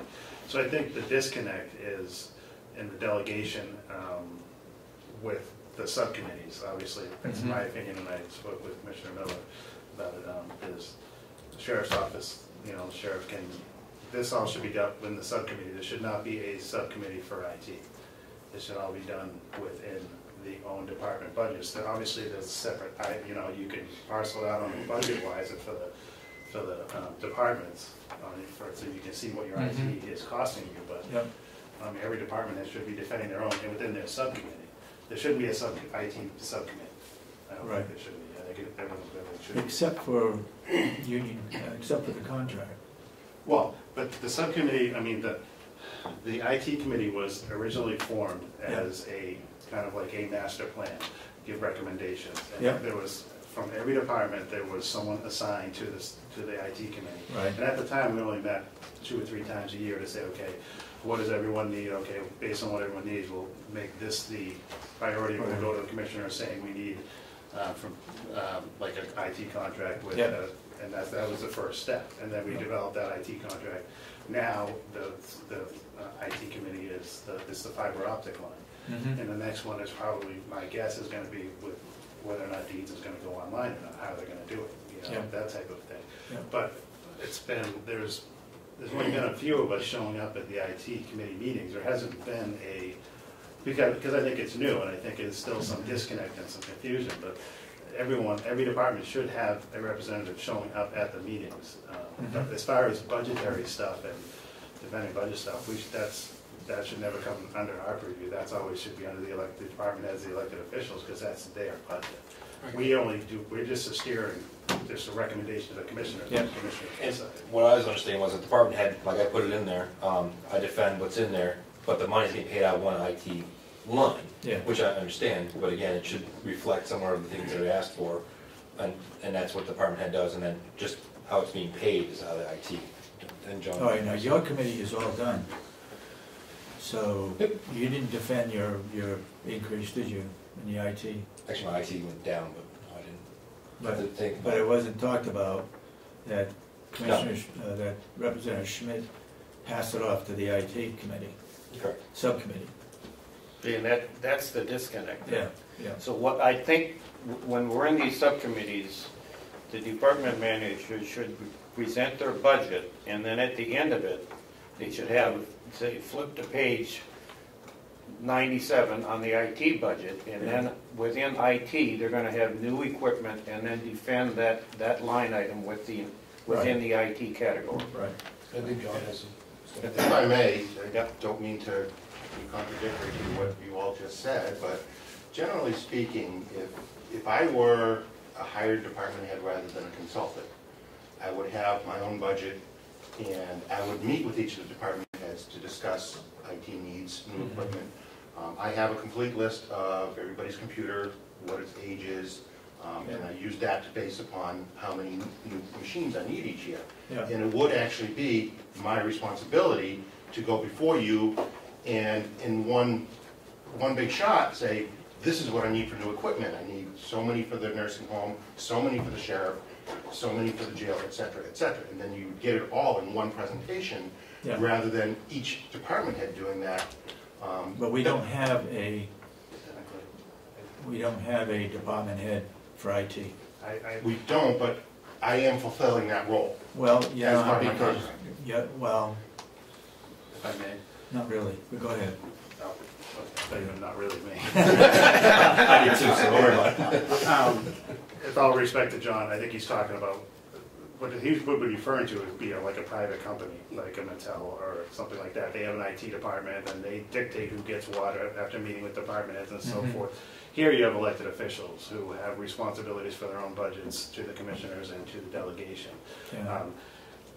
And my opinion is the sheriff should have the right to go in and defend what he wants in the IT in no way, and he should be there. And it's John's responsibility to support what the sheriff wants on his IT and be there as a voice as to why he needs it or how it's going to work. It's with so I think John or the person, and that would be an integral role, but I think it being separated out is, to me, it doesn't make sense, because when you have the IT subcommittee meeting, you'd have all the department heads have to come back for that one meeting again, when it can all be done in the subcommittee. And I spoke to John, I told him that's how I felt, and I think that's because this isn't a private business, this isn't private money, it's taxpayer money, and everyone has their own budgets, and they are elected officials with their budgets, and they have responsibilities, and you do, and those fall squarely on them. So I think that's where it needs to be justified through. What how Stratford County operates? With that, I mean, still things that we looked at, you can also do is, if the department heads to defend their own budget on IT, you come in at one time for IT, so he can show up one time for the IT when we all talk about what we need in our budgets, and then he can help defend all those department heads of what's in there, what has the technical expertise, what age they are, so you can do that in one shot, instead of having every department head, this is what I want, and him showing, well, I'm saying, he'd have to show up to all those meetings if we want him to support us. Yeah, and that's not right. I mean, no, if we all do it as one, this is the IT part of the budget, we all come in and talk about that section, you can have it on one separate sheet, everybody, this is what I'm asking for. The expert here is, I'm defending what I need, and he just supports what we need. Okay, Mike, what's your opinion on that? I don't think that's his role here. I think we still have to respect the IT. The sheriff still should be coming in, and he should be educated on what he needs. And if he needs John Rich to speak, John, I say, or whoever has that contract, it's going to be John Rich. He should be in here talking to you guys about fiber optics, why we need it, what's the master plan and all that. He doesn't need to come in and speak to why the sheriff needs 4 new computers and stuff, because that's all going to be part of his master plan anyways. And the sheriff's going to come in and say, well, according to, this is the cycle over rate and so forth. He could be support for the department heads, and he can come to the meeting if he needs to, but I think his role is more of the technical, making sure that everything that we have in my department works and needs and are met. But it's still the sheriff's responsibility to present to you as to why he needs it, and Jason as well. And I don't want to put it on him to have to come to everyone's meeting. I know on the sheriff's end, Sheriff Ricciardi is well versed on what he needs, why he needs it, and has spoken many times with John, and John's been a great support person and is very good at explaining to him stuff. So I don't think I think John's more. Well, that's why I was saying the department heads should be here justify I need my budget, but he's just a support role. I mean, instead of coming to in case I needed him, instead of always asking him coming, it'd be one meeting, he could be in the room, but always depending our IT budget at one time. I just think that would make life easier. I mean, nothing should change really here. It should be the IT still is just a steering committee, recommends to the commissioners, and you guys will, like, we're recommending that you go forward with a 2-year commitment with a contract. That's our recommendation. From then on, we're out. And you guys, we don't have any say in the budgets and so forth. If you need, that's when you would talk to John. Just the same with the fiber optics and stuff. But as far as replacing computers, laptops, IT needs updating servers, that's all. I know the sheriff knows when he needs an updated server. That's because John needs it. His role. hindsight, maybe we should have left the IT in each department and just put down a total for the delegation. This is what the total IT budget is, and it's by department. It's kind of set up that way now. It's set out, but it's referred to, but sheriffs, you can tell within that IT budget what is attributed to Jason, what's attributed to the sheriff, what's attributed to Howie. So you can. The IT budget, but it's not in the Right. department budget right now. But Which you is have- separate. Right. Didn't the delegation ask us to do it that way? Yes, they Yes. wanted us to take the IT out. And it's broken into by department, so Kathy has of what each department needs, but again, I understand it's not talking the sub-budget, it needs to talk about a sub-budget of what each department is, why they're looking for it, so that they have that answer. Yeah. So that's my first and second item here, is on new equipment, where does it appear on the budget, and who has to defend it to the commissioners and the delegation on it?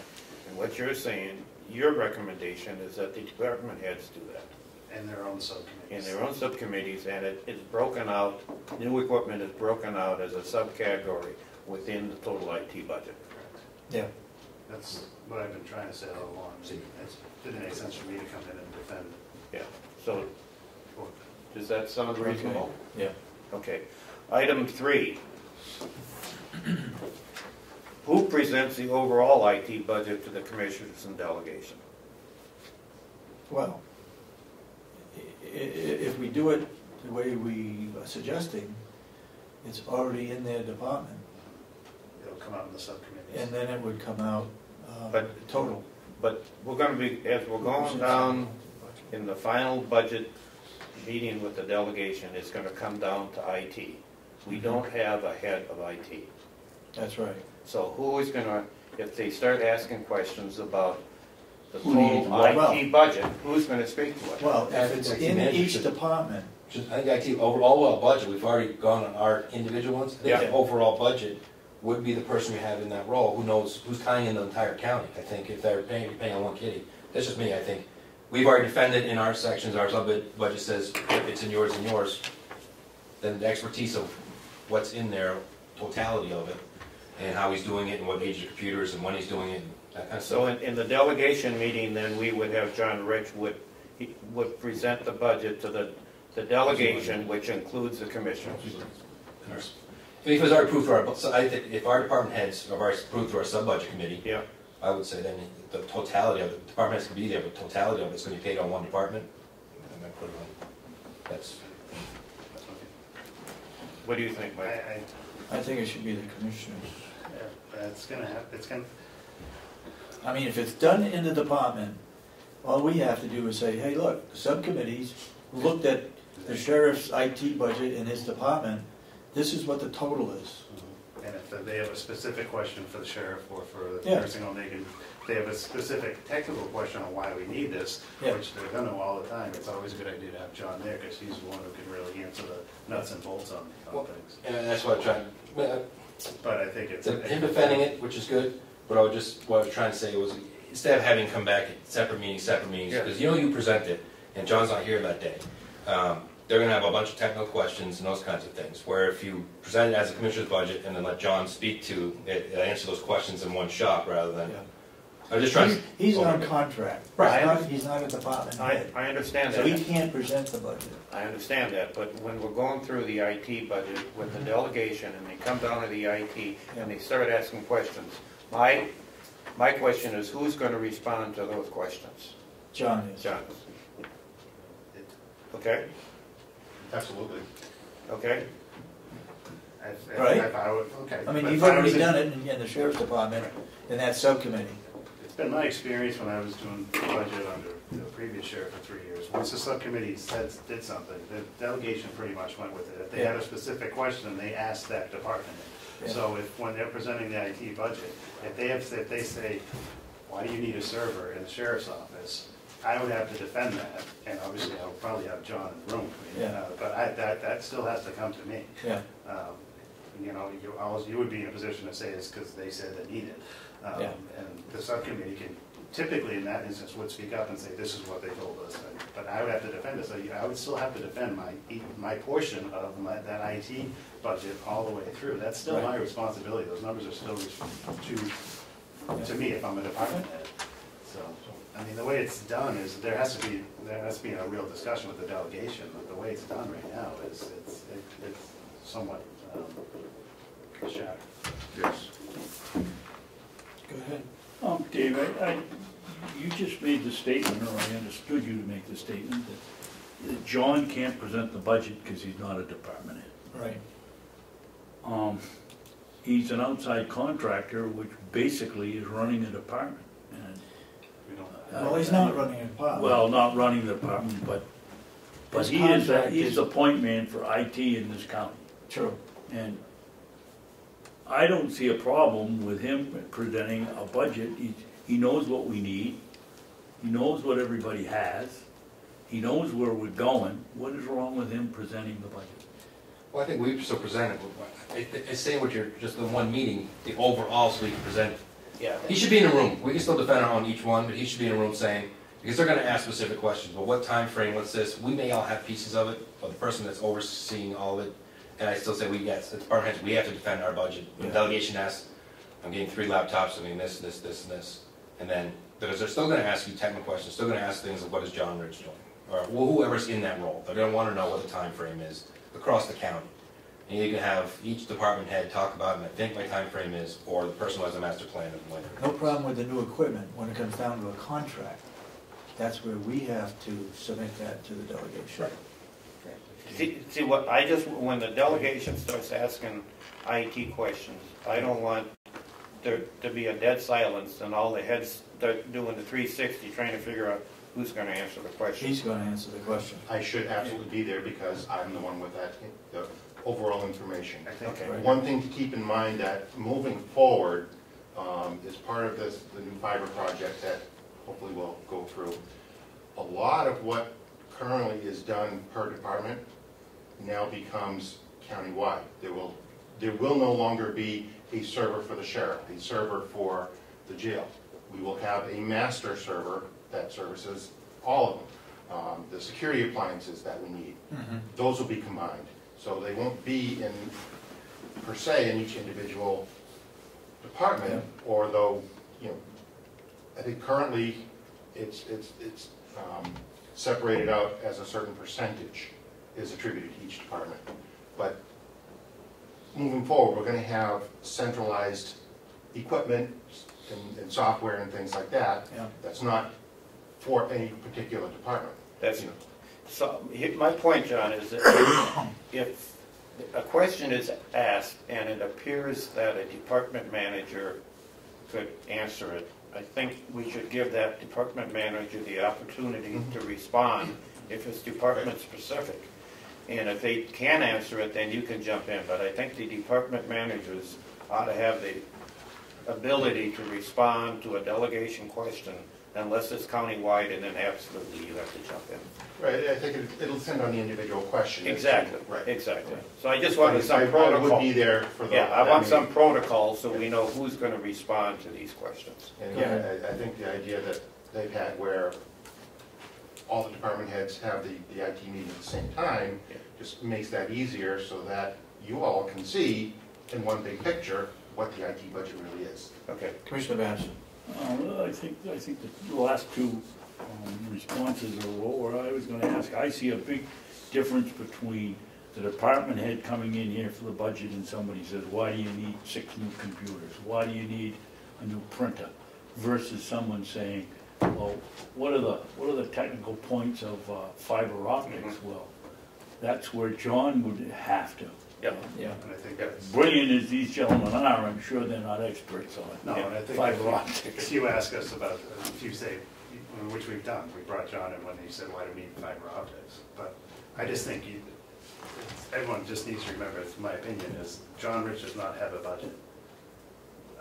The department heads have a budget. Right. And everything that's purchased under Jason's sheriff's office is under Jason, it's under the sheriff's office. Right now. And and if it doesn't, then it's the commissioner's budget. Yeah. So the department head should be the only one defending his budget with the support of whoever they need. Yeah. John does not have a budget to defend. He doesn't have, it's either That's commissioners or department head, and I think that's where the bottom line needs to, we are gonna come back to that. Yeah. You know, John is an important piece of it, but he is not the one defending the budget. But when, like John said, when we get to the point whereby one server is gonna take care of yours and the jail and everybody else's, then that's gotta change, that's gotta be a separate one. Just like a contract is gotta be a separate. Right, and that'll probably fall under the commissioner's budget. Right, exactly. So, but when we get there, that's when we have the old IT committee come to you with a recommendation and you decide what you want to do. That would be the purpose of the IT committee. The last point I had on there, when you were in for one of the delegation meetings, John, we had an IT budget, you had never seen it yet. That's the first time you'd seen it. Correct. We need to make sure that you're in the loop as soon as that budget is put together. Because I was a little surprised we had got that far into the process, and you looked at it and said, "Ooh, I haven't seen this yet." So somehow, The only thing he should have seen would have been his contract. The department heads had put in the new equipment.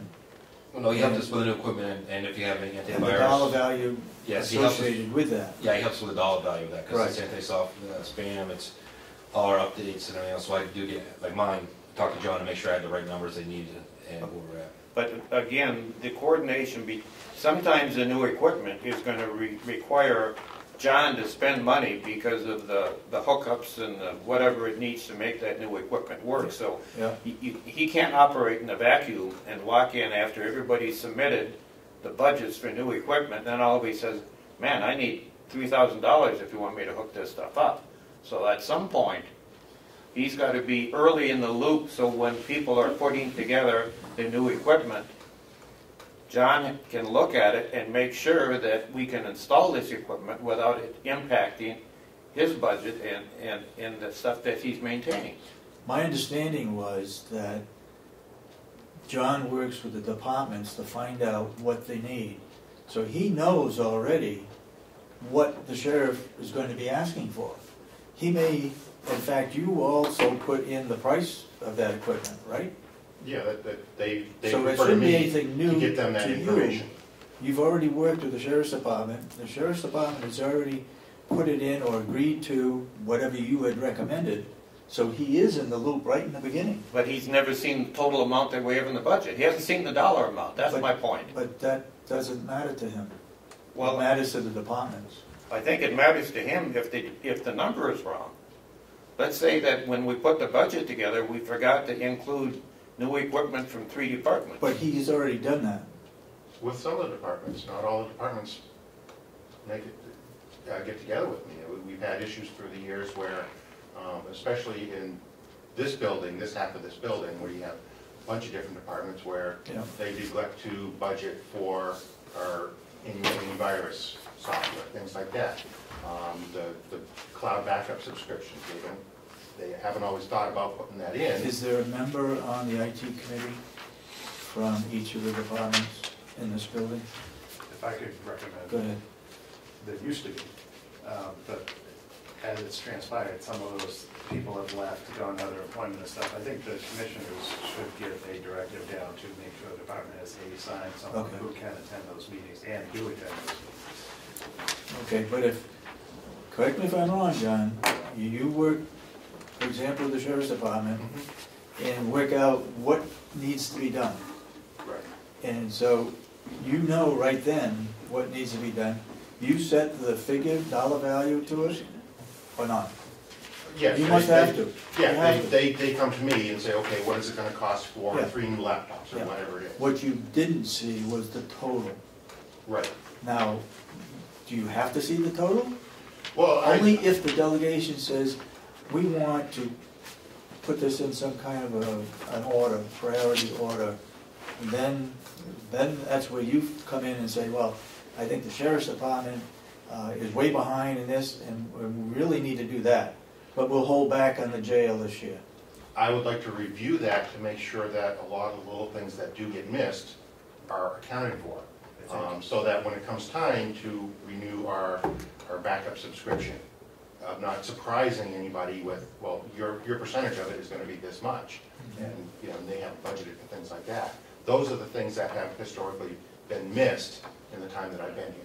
I think that would be wise only, and I'll just speak to, during the last subcommittee, IT subcommittee, Representative Umberger did ask him, I think he gave you the numbers and said, is this enough for what we need? That's my point. Yeah. That's why I'm bringing this up. If she asked that question, it's important to them, so I think I would recommend that he be actually just, I mean, it's not a big deal to show it to him, because he might pick up something, and then he can say, yep, I've seen it, and we can move on, and it's not gonna be a 20-minute discussion.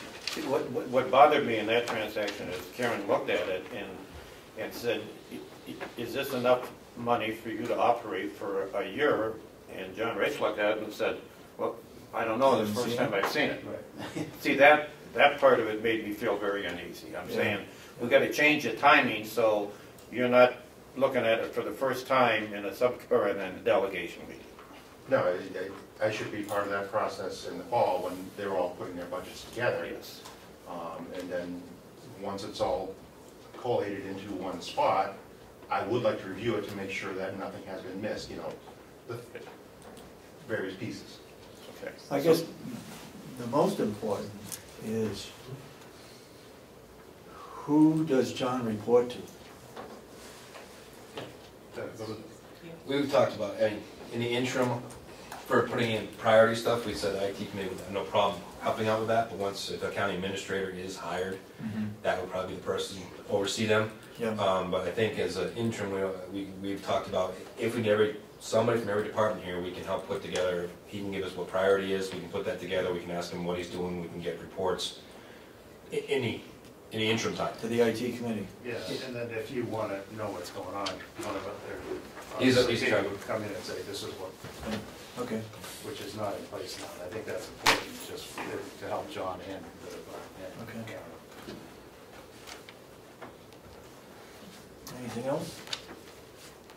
No, that covers it for me. I was just uneasy about that aspect of it, and I just thought it'd be good to have a discussion. Anything else you want to bring up? No, No. I think we're good, thanks. Jason? John, you got anything? John? John, we need to talk with you about what we're gonna do for the next 2 years, as to what your fee is going to be, or what your contract fee is going to be. I have spoken with the various members of the IT committee, and I am willing to extend my existing contract 2 more years at no increase.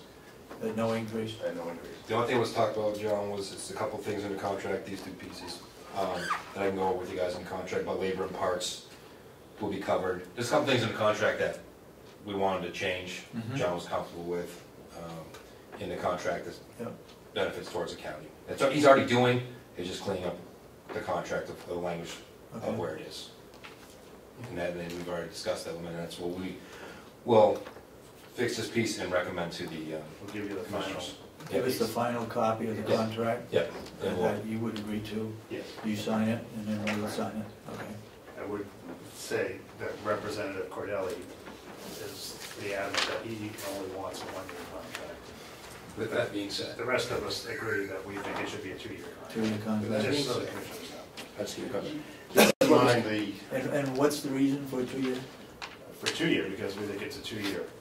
The fiber optics is a 2-year, really a 2-year plan. They put it in hooking up and then getting all the servers into one server and stuff, keeping the continuity. Yeah, absolutely. You don't want to change horses in the middle of that process. that project, the installation of the fiber optics and then merging all 4 networks into one, is by far the biggest project that's ever been undertaken IT-wise in this county. Yeah, absolutely. And can you paraphrase Representative Cordelli's reasons for wanting a 1 year? I think it's personal reasons, but I can't. He sent an email to me, which I have over there. He wants basically 1 year. He also was, if you read in there, saying that he would not vote for a 2-year, but he has no, it's the commissioners deciding on what they're going to do. Again, delegation sometimes overreaches a little bit. I think that's what his email is, overreaching. But that's why when I want me to bring you that email, what he sent over. But the committee has as a whole, so for maybe one, would recommend 2 years because of this big project. And things are going on, that servers have been updated, a lot of things are going on right now. And until we get a county administrator, if you guys want a go-to person within this board, you can go to me first and I'll do what I can to make things happen. I have no problem. Give me a second if you need it. I think if we'll notify you of the meetings and stuff, so. Okay. Yeah, and if we could change it to a date that John's on campus, it'd be helpful. Okay, well,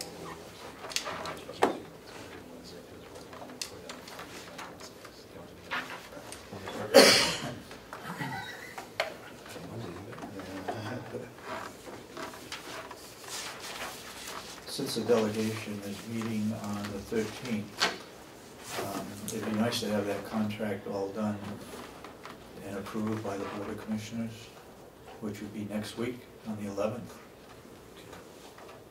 We'll have it in front of you by then. Can you be Friday? Yeah. You know, the executive council canceled on Friday, right?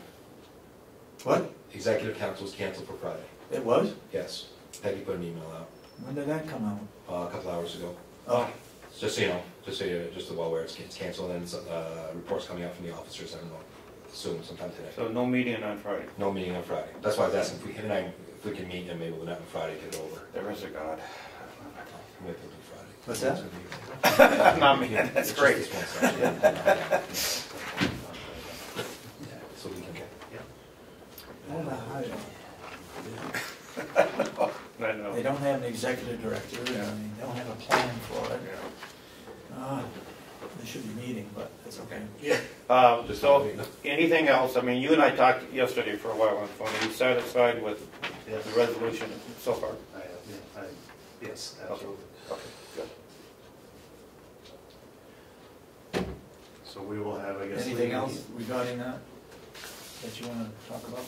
Oh, I think, not specifically, I don't understand why Representative Gardelli thinks that we're not being transparent and not showing any accountability by what we're doing here.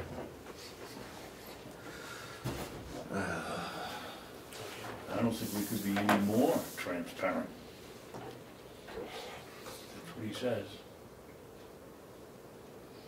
So I think when we leave here, we'll leave here knowing that we just have to have that contract to you By next Wednesday? Yeah, next Wednesday. We'd like to sign it next Wednesday. we'll probably have it to Kathy by Tuesday, so Okay. we're gonna meet. Okay. Great. Thanks a lot. Thank you. Thank you.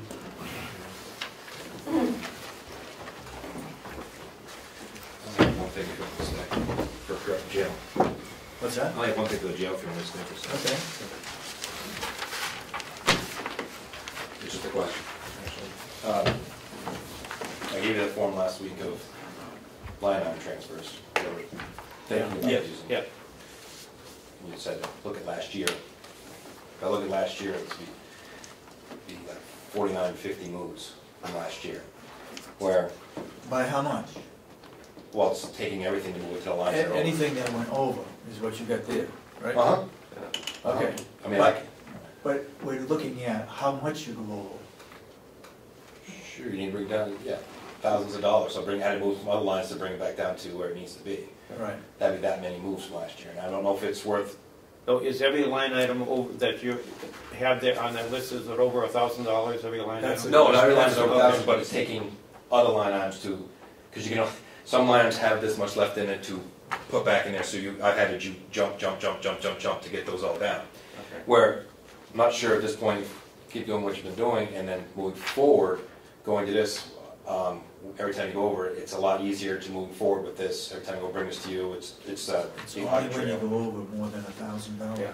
Correct. Yeah. And I think moving forward would be, Well, we need a countywide document like that, because if this bill passes, we're gonna have to make a copy of that and Yeah. send it to the delegation Yeah. every time we move something. yeah, I get to Annette as well, and she said, well, you can put it, if you guys decide you want to use this, it's pretty easy. You'd sign off, and then delegation, 3 of them, and it says who's it goes to after it's signed, so the delegation gets a copy of the copy. Jason, you gave me the one that's down downstairs. Yeah. Just to take a quick peek. I just didn't know if you actually want to go through this for last year. No, we don't have to unless you guys want to. I mean, No, but moving forward, I think it'd be a good, You know, there's no, you can have. we have no requirement, nobody's talked to us about if we move over $1,000, we have to get permission and say what it is, but nobody's talked about where it comes from. And I think that's important because it tells us. I took that from another county, exactly what they do. When they go What over, department it came from. when it Because goes they're over, gonna be shortchanged. well, wherever account came out from, usually, if your overtime's over, maybe you didn't have enough people, you can move some of your salaries up and those kinds of things, to your overtime if you don't have enough people. That's what other counties, some of the ones I've talked to are using something similar. What you're over, why you're over, what account, and what account you're taking it from, why you're taking it from that account. And then it goes to the commissioners. If you make it, and at the bottom, I believe we put it says anywhere $1,000, and we bring that to you guys, and you would look at that, that sign off, and then it goes to the delegation. I think, you know, the only thing we need is anything over $1,000. If it's in your budget, we don't want to take, I don't know what's a good item. Let's say there's one item, number one, that you're over in. But if you're not over $1,000, we don't need to give you permission to move it. We want to keep that over in that one item. We don't want to take money out of, put that back to whatever you budgeted and move it to another item, because then we lose control of what items were overspent. See what I'm trying to say? Except for, and that's what costs county, just because I want to see what other places are getting for the reports, and right in their reports they get once a month. It says right in here what's been transferred. It is kept. Money is physically moved from one line to another in a lot of places, and then what is the transfers are all kept so you can see all of them. But again, it wouldn't be till it reaches 1,000. In most places, when they reach that 1,000 threshold, they don't move just 1,000 because you're looking projecting out. If you're over 1,000, you're probably going to be out a little further. So you're looking where else you're going to be a chunk you're going to be taking from. You're taking probably 2,000 or 3,000 to cover because you got to anticipate for the rest of the year that line if you're already over by 1,000. But see, the problems we're trying to avoid, Jason, is let's say we budgeted $20,000 and we actually ended up in that line item 22,000. 22,000. So you moved, if you moved $2,000, Another item. yeah. Now we're going to lose. Depending on how the accounting is, We're going to lose accountability. We really spent 22. And that's where. And that's what should show up. And that's under where that item. the line transfers would show up on the accounting piece. but how? What would the way they do it? What would the budget still show at 20? I mean, if you were at 20 and you spent 22 and you put $2,000 back in there, is that going to reduce it back down to 20? It is, I think. Yeah, and it will show you transferred from what line. But now at the end of the year, when we do the budget, unless we have that transfer for every line item, it's going to look like you budgeted 20 and we spent 20. Yeah. When we really should, we Say should be 22. aware that we need 22 and they're not 20. That's what we lose when we do that. Right. But I don't you have to do that if you're over 1,000? You have to move money. Every guy I talk to, every county, they actually, wherever the threshold is, I know some places actually the delegation has let them move anything over 5,000. Whatever they have worked out, they actually take money and move it over, the chunk over out of that line, and then they keep track of what was over so they can budget for the following year. Whatever you guys, however you want to do it. It's on me. I just don't know when you want to use that form. I think, well, to me, I think we do it by paper, but we make sure that that 22,000 is still in that line item. Yeah. That's fine. Yeah. We just do it by paper, Yeah. where this is where it's going to come from to make up for that $2,000. And that would give you the audit trail of where it comes from. That's right. But what I don't want to do is go in and adjust the budget mid-year so we lose continuity on what we're actually spending. Yeah. Because now next year, the way we do our budgets is we look at what we spent this year and base that upon next year. And if we really spent 22, but it shows 20, then Yeah. Right. so that's Yeah. So it'd be a paper trail, audit trail that Just it was approved that yeah, exactly. where it's coming out of, but it's just an audit trail and stays the same, which is a trail. Yeah, yeah. And the other item that, and I don't know, it's not a law that I'm aware of, but we've never taken anything out of salaries. to balance the budget. And I did check with the counties, that is strictly up to your county what you want to do. Other counties, they take, if their salaries are less, like they didn't have people on, or they didn't fill a sergeant position, and they have salaries left over, they move to the operations. Yeah. That is, so when next commission meeting, if you want to talk to other counties, they are doing that. Because salaries have always been a touchy subject with the delegation. So we've never taken money out of the salary range to balance equipment. Yeah, it's county by county. So, again, it's something you can, at the commissioners maybe talk about there, maybe how they're doing and how it works with them.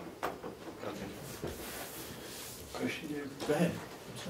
Jason, while you and Laurie are there, would you explain to us how you seem to be the only department that knows whether in November or September you're approaching going over the line item? Well, two things. One, I asked downstairs to get reports, and then Laurie also here is now made a complete Excel program that pulls down and subtracts. Put your expenses in Yeah, and go along. I think we're behind on is basically it would be the Social Security, the payroll, those kind of things. We don't get reports. Maybe in the future we can get reports of that. How often do you get those? On a monthly basis? Okay. Okay. The payable we get from I told downstairs. them every month, every department should get a report. So, I've yet to get any of the salary or workman's comp or insurances though.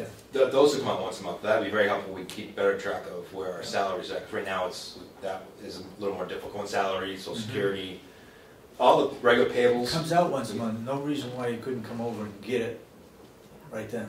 But if we get that as one of the reports, like let's take another county. Once a month they get this report, has all their salaries in it and all the payables, which is very helpful to keep track of things. Answer your question?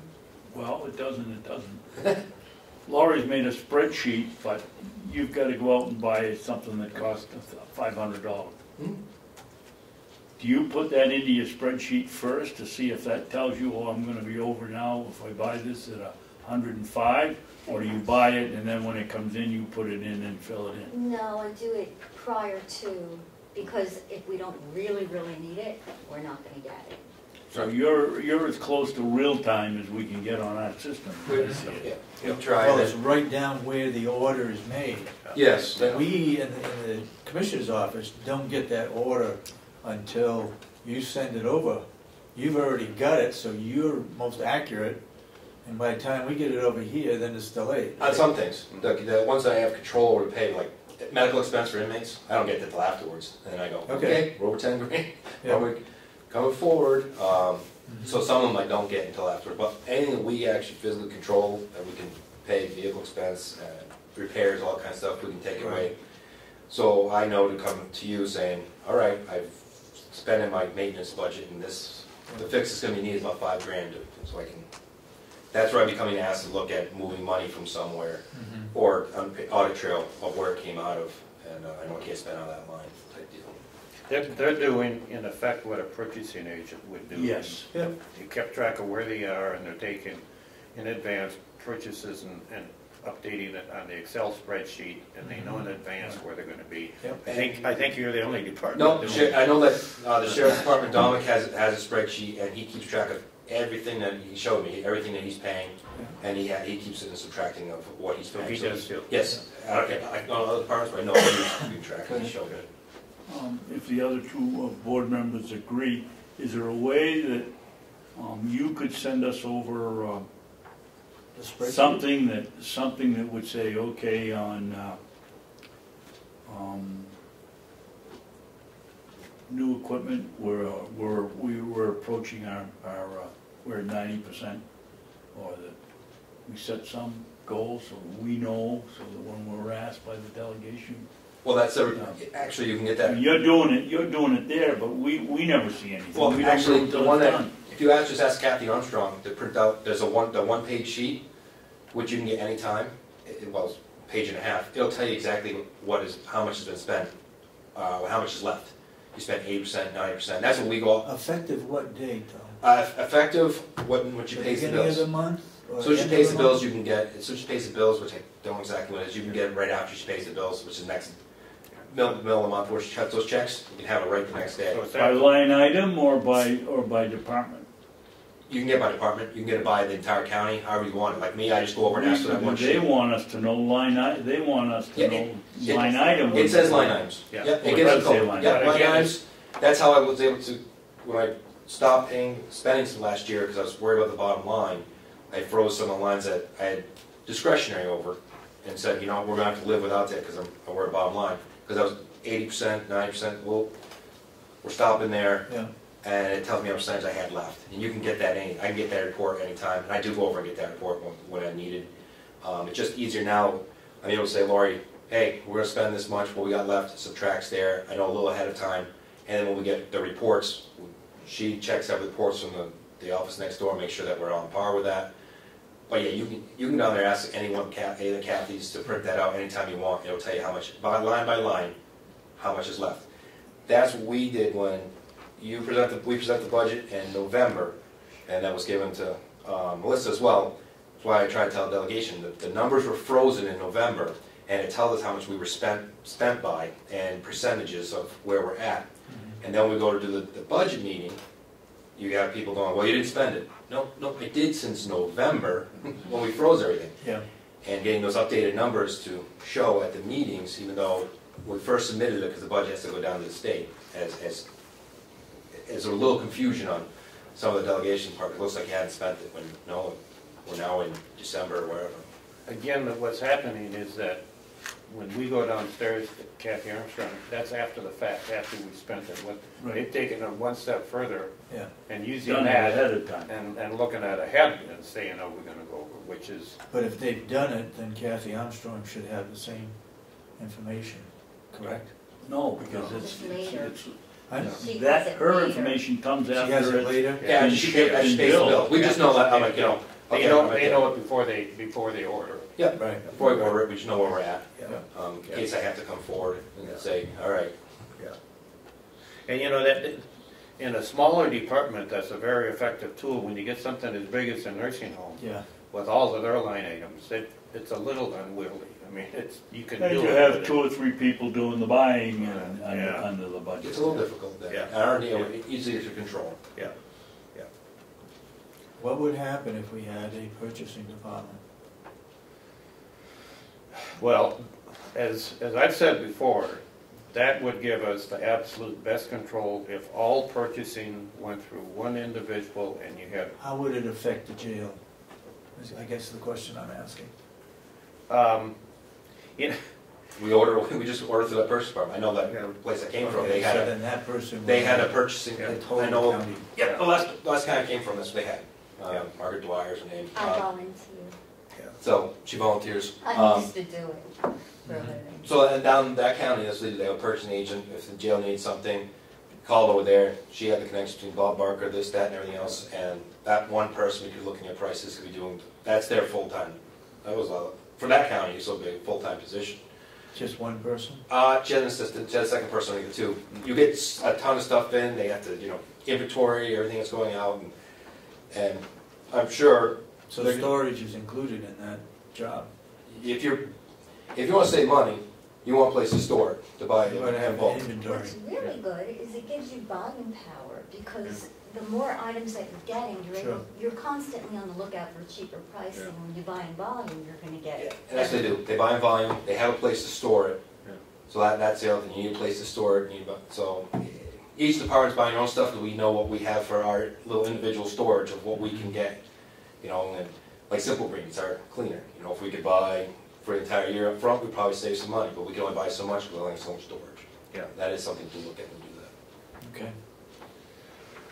Okay, thanks, Jason. very good, thank you. Thank you. I've got a couple on my to-do list. Yep, go ahead, go for it. This was unsolicited from Ed Comeau, who watches the meetings, and he's making a constructive criticism on what we're doing at the end of a non-public, and sent this to us to make sure that we don't get in trouble by it. And it has to do with minute takers, so as he refers to as minute taker. So I want to send this over to you, Melissa, to make sure that we're following, I guess, the rules. yeah. Anytime we go into non-public and out of non-public, we need a roll call. What we do in non-public, I think, can be done by majority vote. Yeah. And we need a reason to go into non-public, which we have. And then we need a reason when we come out of non-public, which is on the back of that sheet. And it has to be by name, roll call. That's what I've been doing.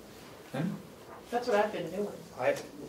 I think he's saying you guys must have come out and just taken a voice vote. Yeah, when you Last came out week. last week, you didn't do a roll call. You just said, And he's pointing that out. yes. Yeah. Well, I wonder if, So,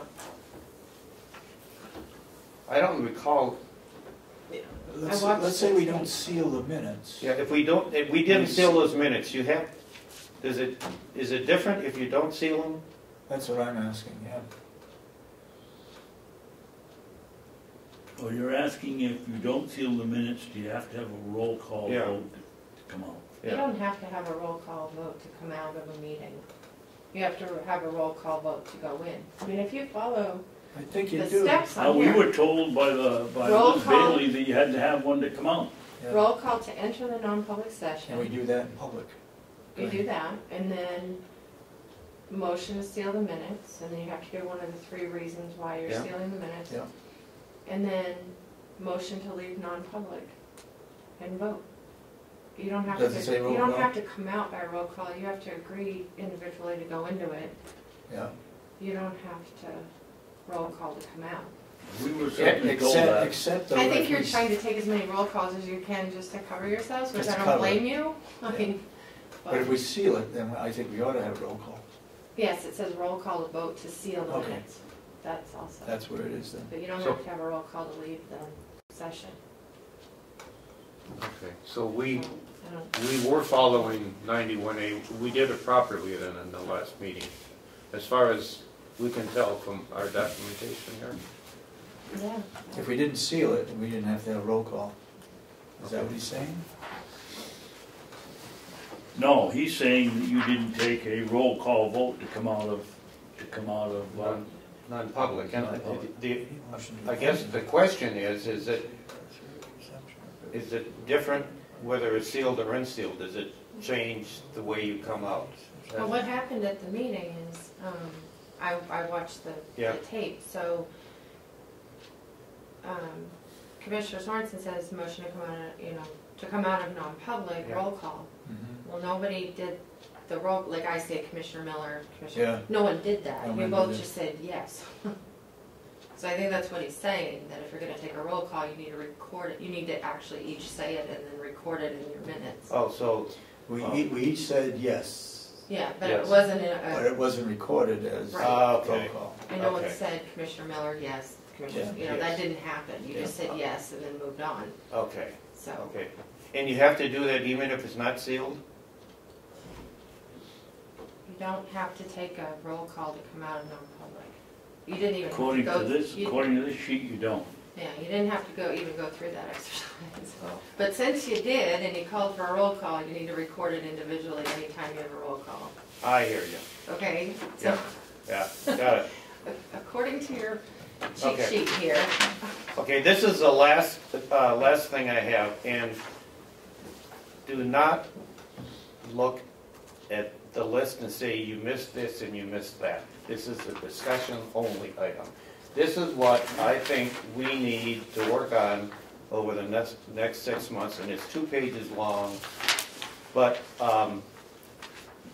I would like us to find who in the county can help us with this, but I'd like for each department, as I said, an asset description, the year that the asset was purchased, the life expectancy, the remaining years, and the replacement cost. And I'm suggesting we do it for any asset over $5,000. We gotta put that on there somewhere. Well, this is discussion, I mean, Yeah. so like Department of Corrections, I have roof, boiler, I think they have a couple cars, maybe a van, a generator, AC. Yeah. Mountain View Nursing Home, I have that, and then for the old nursing home, I just put in a boiler and a roof. Again, I've only been here a couple months. I could be missing 100 things here. For the Sheriff's Department, we have the dispatch council down there, we've got a number of cars. I know he's got a repeater in a tower someplace, maybe more than that. For the farm, I put in roof, boiler, tractors, backhoe, wood processor, hay baler, a couple trucks.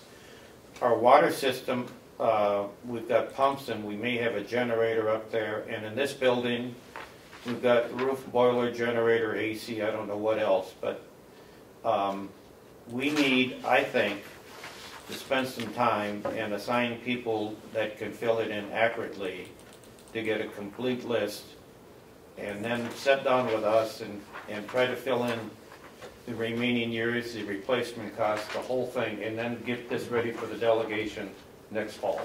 You can put in the capital reserve plans for that. Well, this would generate a capital reserve plan. Yeah. That's what your goal is. That's what We my have goal is. portions of this already, not as I detailed believe as that this. Bob Murray gave us all this information about 6 months ago on the nursing home. Okay. I think, Could be wrong. and I think Will has a lot of it. Yes. I don't know if he's got remaining years, I don't know if he has replacement costs, Probably not. but we need, Yeah. and maybe we need more columns in this, but this is just, I think, something we should. Under the sheriff, we also need to have all the guns that he has. Yeah. Exactly. This is, I put it together as a discussion item, but it's something we should start working on. We've got to assign people from the various departments to help us generate this information. Maybe we can come up with a form for each, one for, and then just send it out and let them start filling the thing in, and then we're consolidated when we get back. Yeah. But I think it's something, once we get this done, then we, I think, can go to the delegation and say, here's how come we need some capital reserves, because it's, Right. I think it's going to be surprising how much there is and how old some of the stuff is and how much fast money we it's gonna need. come up on us that we're gonna have to Exactly. pay for. Yeah, exactly. The only quick addition I would say in the farm equipment would be the hay rake. Okay. The Okay. processor is better known as the mower conditioner. Okay.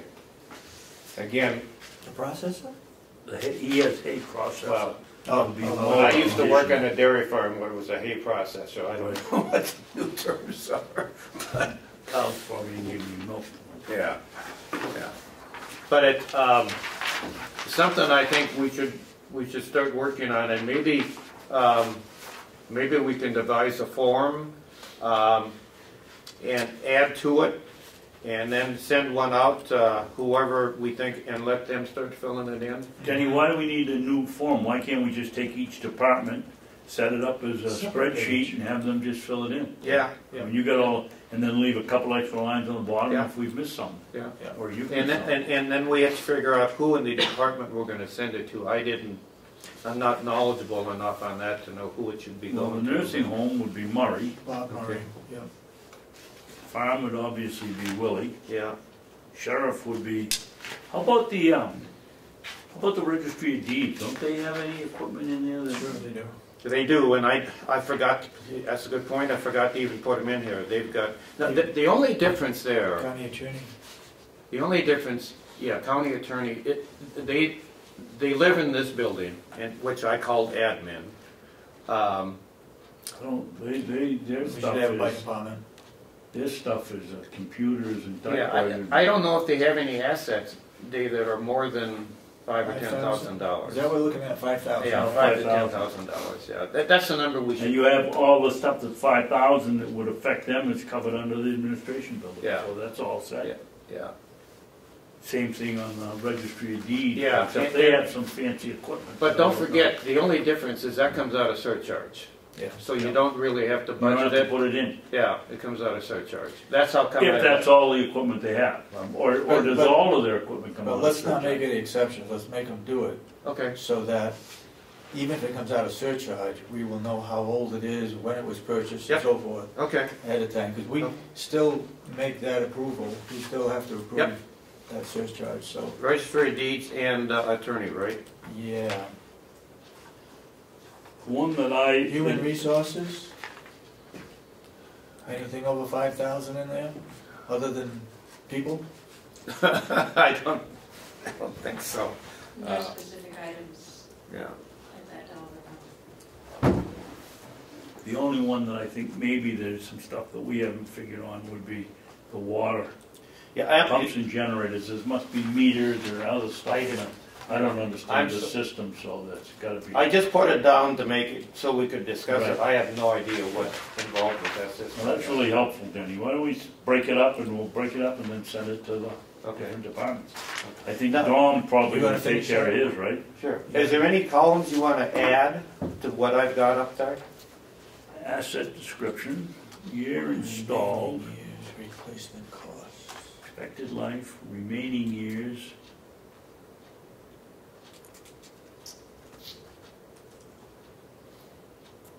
All right, let's take, for example, the old generator over there that generates for the old nursing home and generates for the septic system. Oh, so we have a generator? The generator. For the back in nursing old home. Nursing home. Okay, I've got to put that down. You got it? No, I had It is boiler, in- I had boiler and roof for the old one. Oh, in the old one. Yeah. See, I just said Oh, two okay. line items. There's also a generator there? Generator, yeah. Okay. Yep. Okay. Now, under sewage, you should be, well, $5,000?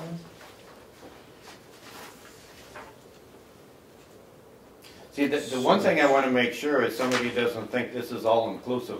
Yeah, we gotta put sewage in there somewhere, Okay. because I'm sure, Leach The pumps. fields, the leach fields that I'm well, the someday pumps in gonna the give sewer, away. where the bugs are in those Yeah. things, I bet you they'll go over 5,000.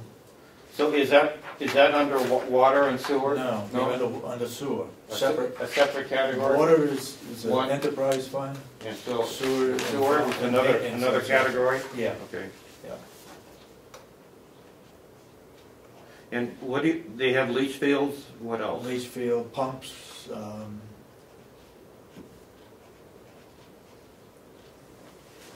Okay. muffin cruncher.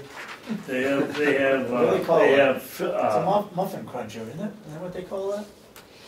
they got some You know, kind takes of a the rubbish filter, out. they got some kind of a, Well, it takes the rubbish out of the sewage yeah, and then dumps it in a bucket. it's a filter, the filter thing. Okay.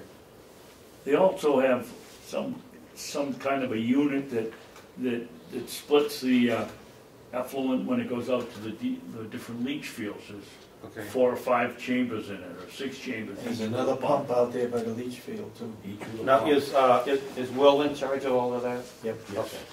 Okay. Okay. Is there any other areas that I've missed on here that you guys can think of? And again, I don't know how many cars the sheriff has. I just guess, I mean, he'll know when he gets this, Yeah. but they keep talking about having to replace the dispatch console down there. I don't know how old it is, but that's a big ticket item. And do we have many? We obviously have repeaters and towers, and I don't know, do they have generators to keep it Yes, running? they do. Yep. Yep. And they have fuel tanks that get filled. Yep. But the fuel I think tanks, they're I guess, propane, aren't they? yeah, but do we own them, or does the gas company own them? Gas company owns. Even the small ones? They own all of them. But you can put down guns. Oh, yeah. Now, Well, each gun is not 5,000. no, each gun is not 5,000. Do they? But No, they But have they an replace inventory. them, regularly. But that's a budget item. That's not a capital reserve item. Yeah, that's true.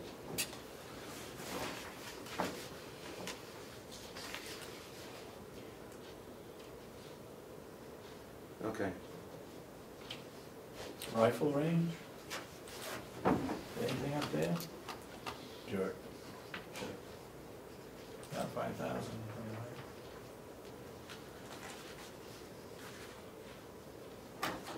But the repeaters and towers, I think there's about at least 2, maybe 3. I don't know, Task Mountain the and repeaters are on borrowed time, aren't they? They're on like, the ski Whittier. They're on that tower up there that they're just renting, I believe. Well, we've got one tower here, and there's gotta be 2 or 3 others. Yeah. I think it's a good exercise for us to go through. I do too. Yeah. And then I think when we start budget season next year, I think it'll be an eye-opener when we look at, and it'll give us, I think, great justification for starting some capital reserves. I bet a lawnmower in the farm is more than 5,000. Oh, easily. Is it? Yeah. Well, easily more than that. Okay.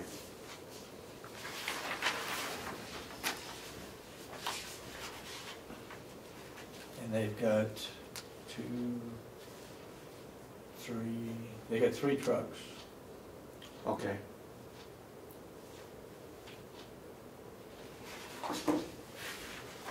So that hay processor is called a hay what?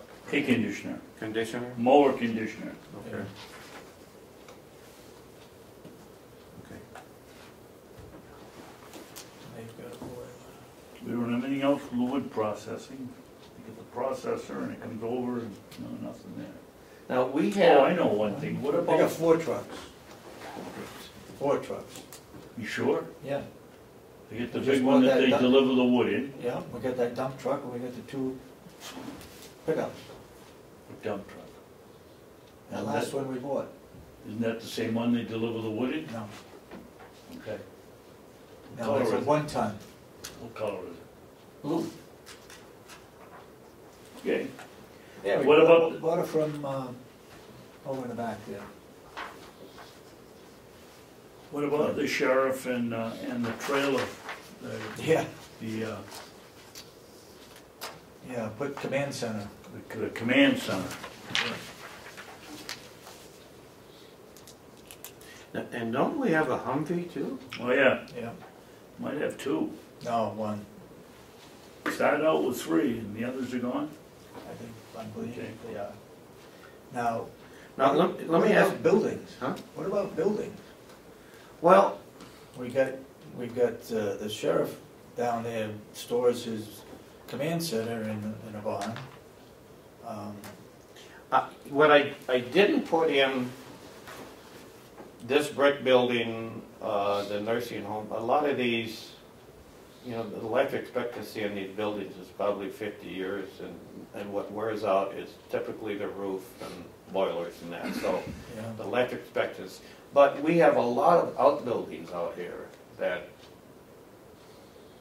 probably, they're not in real good shape. They're sagging and leaning, and either we're going to someday take a backhoe and drive it through them and dismantle them, or at some point we're going to have to put doors and roofs and stuff. The old barn and some of that stuff.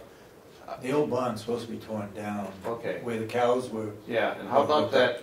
There's a whole row of old garages there. To the Well, west one of that. those Those is where the sheds. command center is. Okay. One of them is where I think he's where talking he's about. currently doing wood and No, storing not hay. that. Not and that. salt. There's another. There's another one that's storage sheds. Yeah. Oh, okay.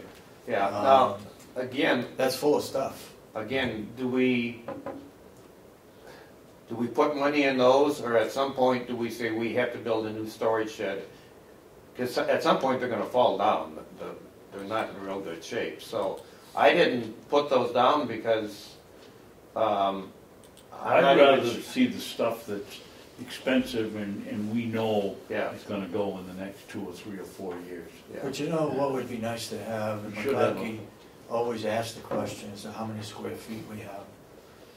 You know, if the farm crew took each of those buildings and just said, we've got 5,000 square feet in that building, we've got 10,000 square feet in that building. It's an inventory, and we'd have the question just like that, rather than, well, we gotta go over and measure them, well, we're not sure if we got that. What do you need the information for? Well, Whenever it comes up, At some point, if you look at, we're taking equipment, I walked it with Will a while ago, and he said, well, we've got something parked in here, and we get things parked in here. Well, as these buildings collapse and fall to the ground, we're gonna have stuff that we can't store inside them anymore. So, we're gonna have to build some new storage buildings someplace, because these things are on their last legs.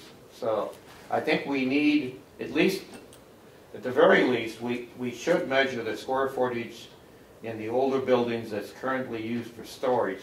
So if we lost all of those, we know what we have to replace for storage. Yeah. Keep in mind, Dennis, that those buildings have been around for years and years and years. I know. And they'll still probably be around for years and years, with the exception of where the cows were hitched up. That, it has rotted. That's They'll probably last longer than your planned membership on this board. So I don't have to do any long-range planning, right? Okay, that's all I had. That's the end of my list. Okay.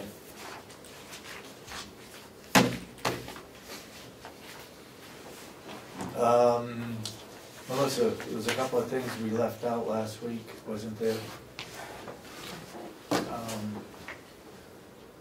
Minutes that we held over. Oh, yeah, I saw something that you had a question about the public minutes for February 20th. Yeah. Let's see. Where's our action list? You weren't here last week, so you can't. Can't It's put that getting on. shorter. We The hope action so. list is getting shorter. It's gone from 2 pages to like a third of a page.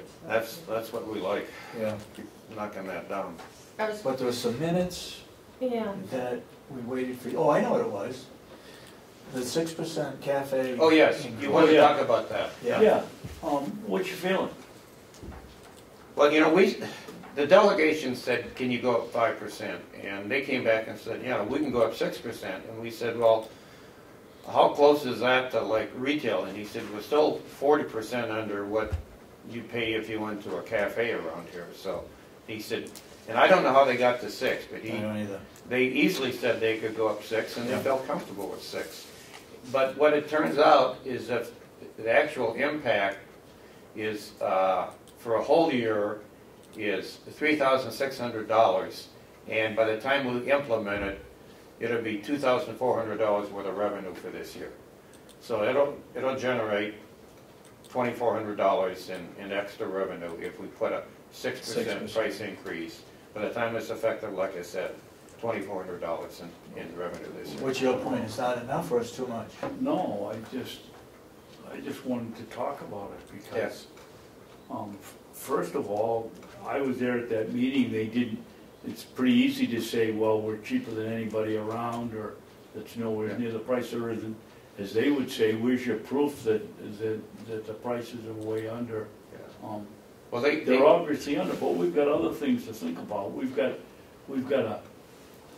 employees that we're now going to be paying for lunch.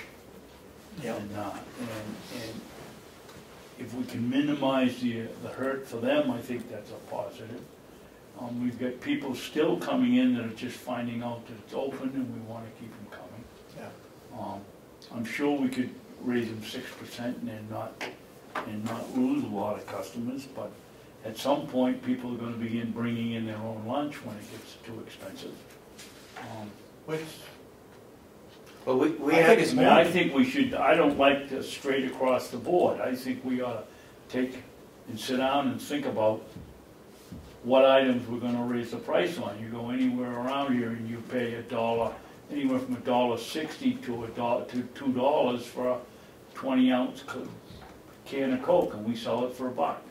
To me, that's micromanaging. That he should be able to do that, figure that out. What should be raised and what shouldn't. Well, okay, maybe we should set the policy that, yeah, we'd like you to raise either X amount of dollars and you figure out how to do it, or we can accept a 6% increase. I think we put it on a percentage basis. Huh? I think we ought to put it on a percentage basis. 6% to me is still a bargain, and, The whole thing's a bargain. yeah, I don't have any, Actually, they we were could go very higher. willing.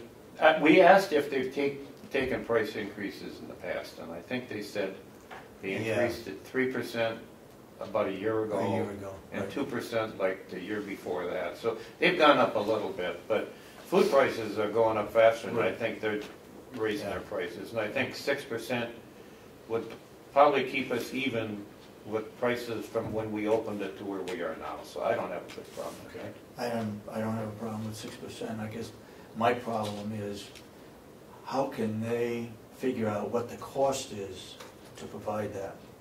They weren't, How much money are we making? What's the profit? Well, the revenue in, what we're netting on that place, I don't think anybody knows. you asked them to do that, David. Yeah, I They said did. they were gonna try to get it for you, they haven't come back to us, but you asked them if they give Yeah. you that price, or that amount. I mean, we have 2 or 3 employees that are basically working there full-time for 2 or 3 hours a But day. we also have the cost of soda, of all of the liquids. They should be, they're not That would giving that out be easy. anyplace else, but, so that's, should be easy to come up with. Paper plates, all that kind of stuff, they should be able to figure out what it is. The food, if you're getting lettuce out of, that's kind of difficult, because lettuce is giving out to other meals. So I don't, they should come up with something that would give us some kind of a basis to what it costs, and then what we make as a profit, what shows up as a revenue. What I think it really needs over there, rather than price increases, a consistent policy on how they charge and what they charge for. Sometimes the coffee's included, sometimes they say, oh, that's fine, you can take the coffee. You know, we should be, if you go in there and you take something, you should pay for it. Yeah. Yep. All right, so we agree, Yeah. 6%? Yep. Yeah. What else was there? Do you have to vote on that or no? We can if you want. Move to accept the 6% price increase in the Yeah, cafe. we'll accept their recommendation of 6%. Is there a second? Second. All those in support of the motion say aye. Aye. Aye. Aye. We'll bring the February 20th meeting minutes to your next meeting. And Okay. we'll that, Okay. according to this, Cheryl's notes from last week, it just says that there was discussion about making sure the 91A was stated properly in the minutes. So, if I remember correctly, you were trying to be careful that the reasons for going into non-public are reflected in the public minutes. So what I started doing again, which I used to do when I first took this on, I've started putting this whole piece in there italicized, right under where you motion and go in, Yeah, just yeah, as a reference yeah, for people. yeah. So you want me to continue doing that Yep. then? Yep. And then on the other side, when we come out, if the minutes are sealed, we need, Okay. most likely it's that first one. And we need to make sure that you're announcing And that's that put in and the that it's same in the way. minutes? Okay. Yeah. I think that was your only question about the Yeah. minutes, but I'll bring them in next week so you can. And I told her too, when she takes them, she has to do that, same thing. Okay. I'm going back to the cafe. Do we pay a meals and rooms tax on that? No, We don't. I don't think we do.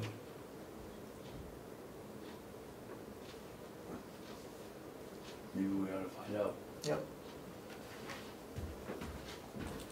Yeah, I never thought of that. Isn't that only for a for-profit?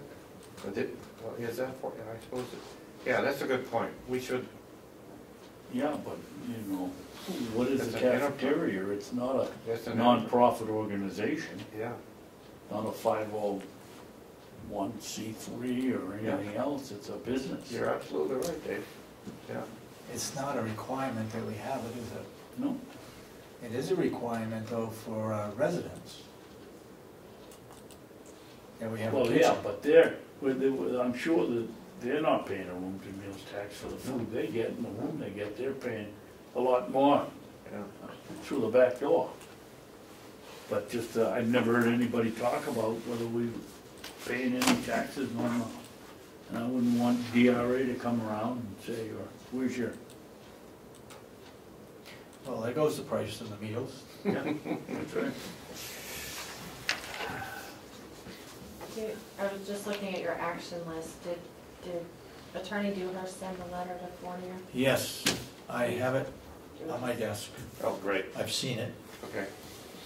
I So don't that's- know if I brought it up. Why does he feel the county isn't involved in it? Well, It's our no, boundary line. what happened is that the Stratford attorney looked at the RSAs and said, we have absolutely zero jurisdiction. That selectmen do, but the county does not. And he quoted the RSAs in there and said, The counties weren't included. yeah, the counties weren't included. So by having the selectmen do it and it changes the evaluation of the one way or another for the two towns that are Yeah. adjacent. And And then when it comes from DRA for our taxes, theoretically, that should be the increase or decrease in our county appropriation should be reflected in that, so we really wouldn't have anything to do with it. And the way the RSA is written is that he can take it to Superior Court if the selectmen from the two towns disagree. But if they agree, that he can't. The only way you can do it now is personally go to Superior Court. Yeah. The state is. Okay. He doesn't have any hope on getting any adjustment from the towns or the counties. We saw the loop. Hello again. Hello. Okay, you wanna talk about that a minute? I sure do. We were in the last delegation meeting and we were talking about the health insurance and how much we were paying, and it was with Jason, and Frank McCarthy started ranting a little bit. Well, I don't know ranting, but he was complaining about our Cadillac insurance policies here at the county. Right. Yeah. And I got a little, my voice probably changed octaves a little bit. Is that where you said I have patience? I said, we do not have a Cadillac insurance policy. And McConkey's been using the same term. He talks about our Cadillac insurance policies. So I went online and I got the definition of a Cadillac insurance policy and I sent it to Frank, and he did respond back and said he's not too old to learn new tricks. But here's what it is the Cadillac term is the term used by our federal government. It's not a slang term. They refer to expensive health insurance policies as Cadillac policies. Right. Starting in 2017, if an individual policy is over $10,000 or a family policy is over $27,000, there is going to be a 40% excise tax on the amount over that limit. And the big question, and this isn't settled, and we don't have to worry about it, but the big question is, Not right now. with Manchester and some of the other ones, is who pays the 40%? The unions are saying, hey, we have a contract, you gave us that policy, you got to pay it. And The county has to pay it. the county or the schools or whoever. I would think the county had to pay. The county has to pay it. That's right. That's right. But our family plan is 6,000. The limit's 10. Our family is 19.5 Right. and the limit's 27. Our individual is 6 and the limit is 10. We are way, way, way under the definition of a Cadillac plan. And you're positive on that 6,000 and the 10,000? We just It's not 6, though, it's 8, isn't it? no. Let me.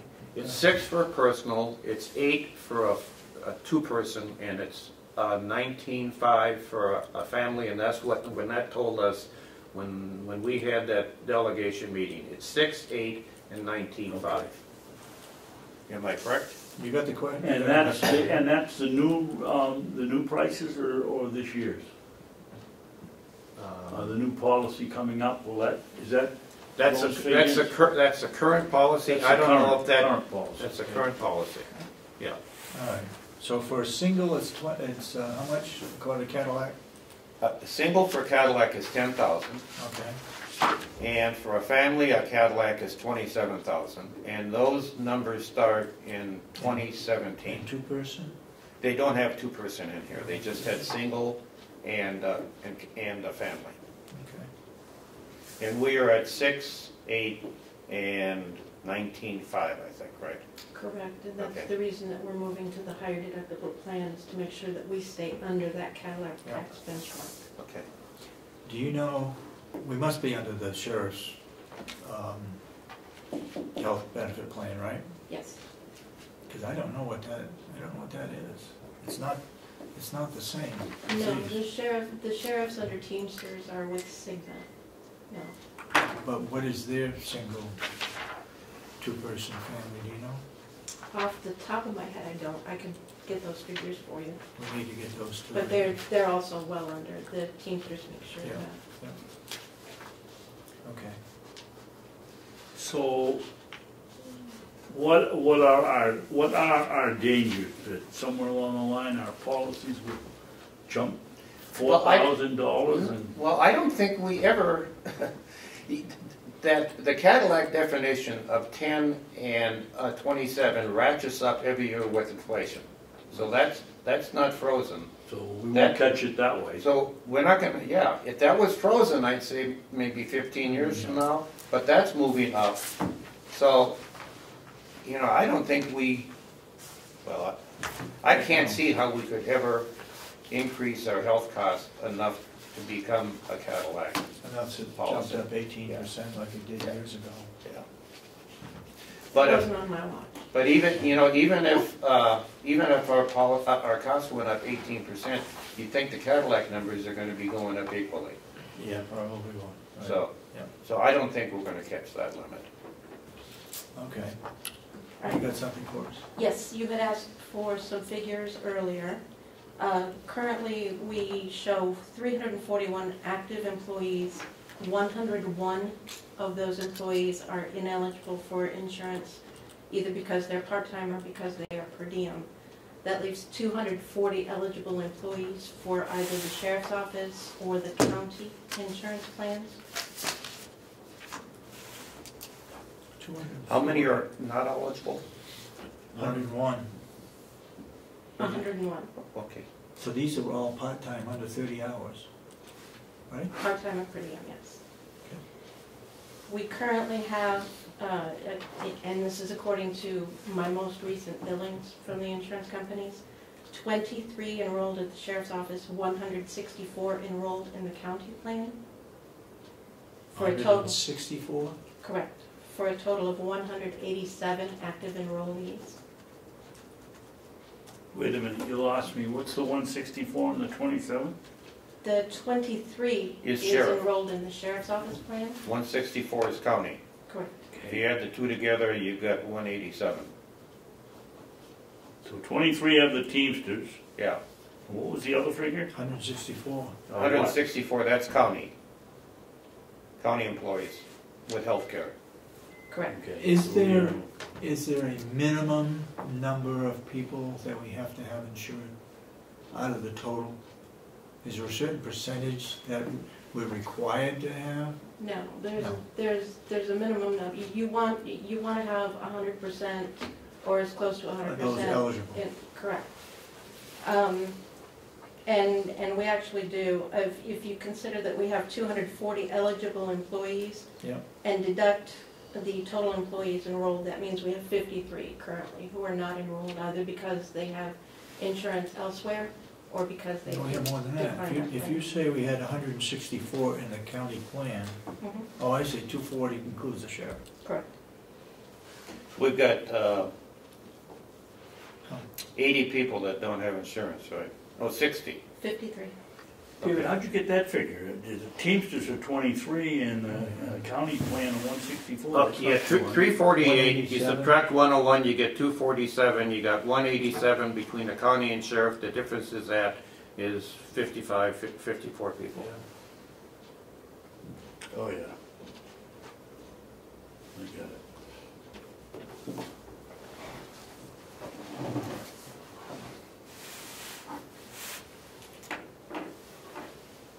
So those 53 could be on their spouses. Could be on spouses, could be on parents, could have insurance already through the New Hampshire insurance marketplace, or could be on their own. Or could be paying the Obamacare penalty. Correct. Yeah. And actually, we did have a couple of employees say that they were charged on their taxes for that penalty. Are we in any way responsible if an employee doesn't have insurance? No. No. We can't make anyone accept insurance. We only have to make it. We have to offer it to them and that's it. If they Correct. don't want to have it, they're on their own. Correct. We have to have it. We have to have it available for them at less than the Cadillac plan. Yes. Yes. To avoid that tax, yes. This is the breakout that Commissioner Miller was referring to earlier. I've highlighted the column that indicates monies paid by the county toward that plan. And with regard to that overall figure on the back page, I did check my formula. That is calculating on column F, which is paid by the county. So that is savings to the county. 268,000. That's the number I was quoting, I think. Or did I say 265? No, I said 268. I have that right. Now, this includes any increase that may come effective the 1st of July at the maximum that they've told us. Correct. There are 3 tables on the first page. The first table, table 1, indicates our current year plan. Okay. Table 2 indicates our current year plan with the 3.95% increase. Okay. And table 3 presents or represents the plan that we're moving to with the 3.95%. Wait a minute. What's the difference between table 2 and table 3? Table 2 is our current plan with the 3.95%. With the increase. Okay. Correct. All right. So this is the HPHCH General Low 15 1,000, and this is the 20 and 2,000 that we're moving to. Yeah. Nice job on this analysis, Deb. Thank you. I like it. Nice summary. Yes, it is.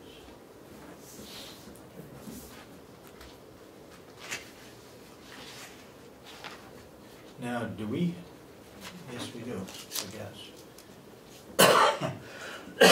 The savings to the individual amounts to what figure? 652.87?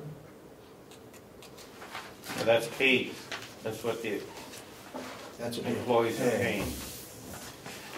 Correct. So if you look at the amount that the employees are paying with the new plan, deduct what they're paying in the old plan, actually vice versa. What you're going to get is the number, the actual savings per individual employee. But can you count that as a savings if they have to pay a deductible? I guess it's a savings if you don't. Well, their premium, their 20% cost should go down. Yeah. So. Do you know how much that goes down per individual? It's on the form in front of me. It's on the form in front of me.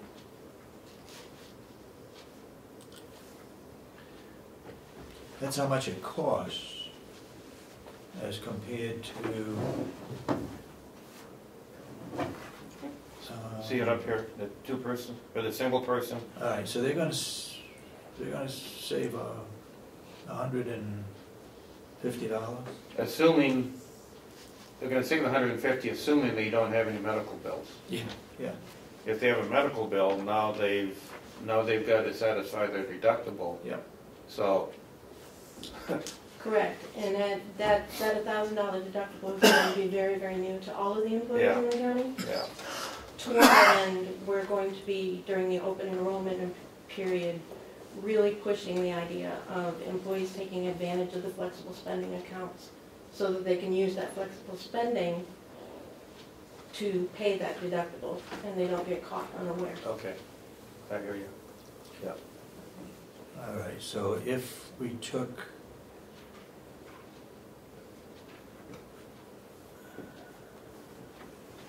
the county, how much would the county save on a single plan at 80%?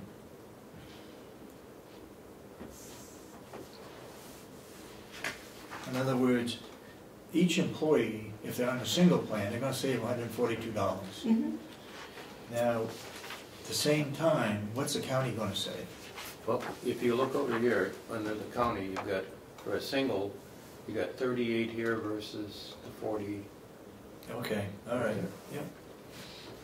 So it'd be 44, 461, and 38, 014, 7, 4, 4,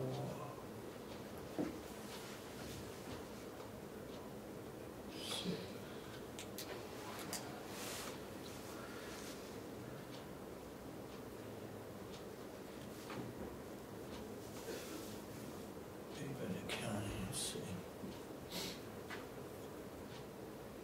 What numbers are you subtracting, Dave? I'm looking at what we would be going to under the current plan with the increase of 4%. So that's 44,461. Now, if we look at the county, it'd be 3814. Subtracting this from this? This number, 4, 6. Oh, okay.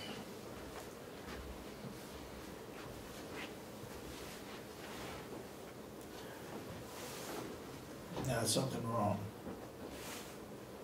We're not saving 6,447 per individual.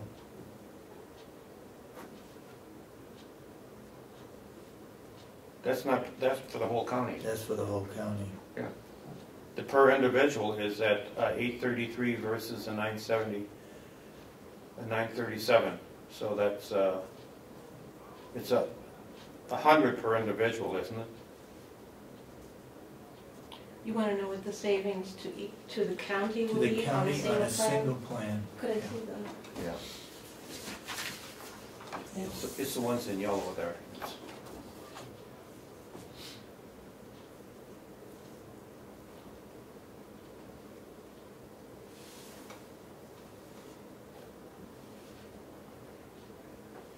You have to divide it by the number of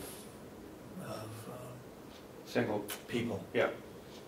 57.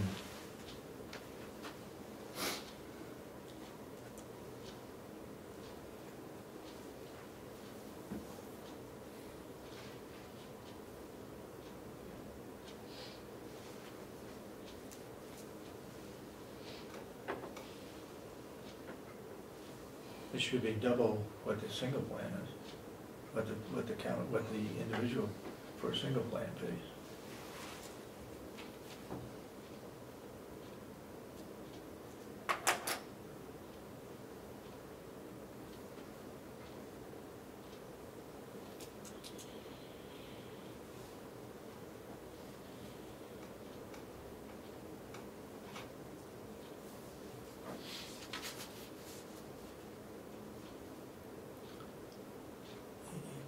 That's 6, that's 8. Family, that's 10. So family plan, we're gonna save $10,000 for each family plan, if I'm right. The cost difference to the county is the cost of a single plan times 80%. So if you take the cost of a single person plan times 80% paid by the county currently, you're looking at $750.39. 700?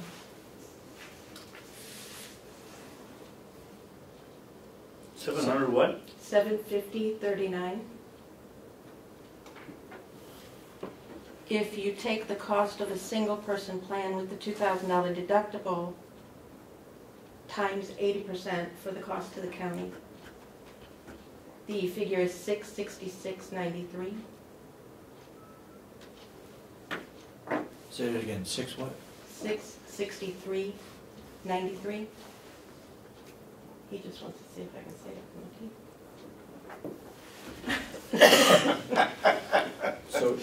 So each single plan, That we pay represents, 80%, we save $663. no. No. The difference between the two represents the savings to the county for each individual plan, and that figure would be $83.46 per month per plan. $83 per month? $83.46 per month. Is what we would save Per person. per person on a single On plan. a single plan. Multiply that by 12.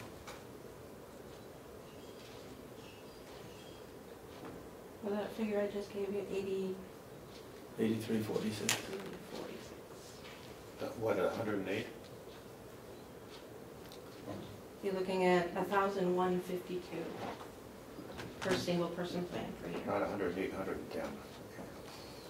So, again, the employee under the new plan, starting the 1st of July, would save, would save half that amount, right? Roughly. For the Would current save year? $71 Well, the impact is for, you mean the half-year impact? for half a year, yeah. So individual with a single plan would save $71 starting from the 1st of July to the end of the year. And the county would save 500 and what? Per person. $576 for half a year for a single plan? Roughly.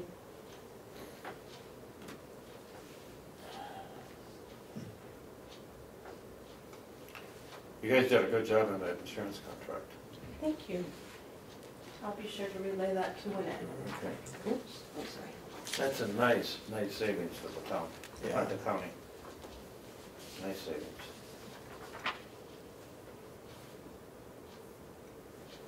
What's nice about it is it's kind of a win-win. The Yeah. employee share the premium goes down, the county share the premium goes down. Yeah. The employee share the deductible goes up, the county's share of the deductible remains level. And the employees can offset that with the flexible spending account, which reduces their tax liability. So explain to me on the county deductible, mechanically, how does all of that work? Let's say you have a single or a family plan, and they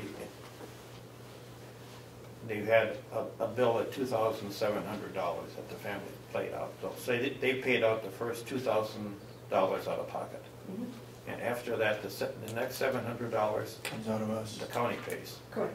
So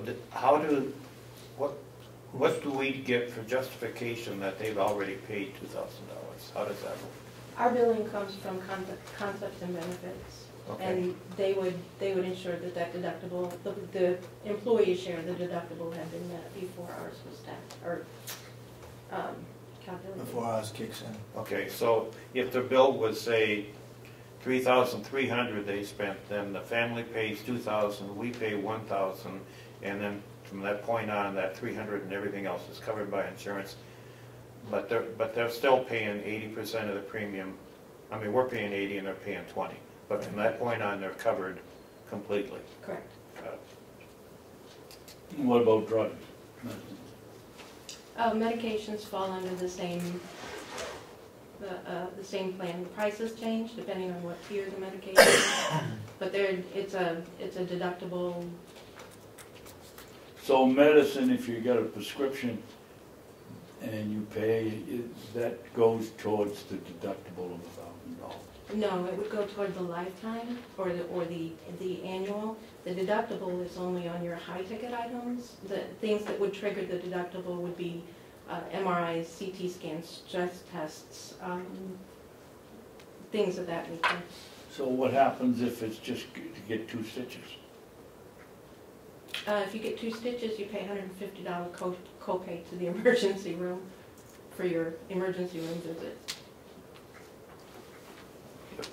So the deductible only covers large ticket items? Yeah, that's what triggers your deductibles. Okay, I didn't realize that. I thought all medical expenses would come under the deductible. You reach $1,000 and the county takes over. No, that's your out-of-pocket costs. Not necessarily your deductible. Okay. So on a single plan then, the individual pays 1,000. If he gets over 1,000, we pay the next 1,000. And on the family, they pay 2, and then the county pays 1. On a single, they pay 1, and then we kick in the next 1, the next 100,000, right? So it's 1 and 1. On a single plan, the deductible is 1,000, and we cover the next 1,000. Correct. Yeah.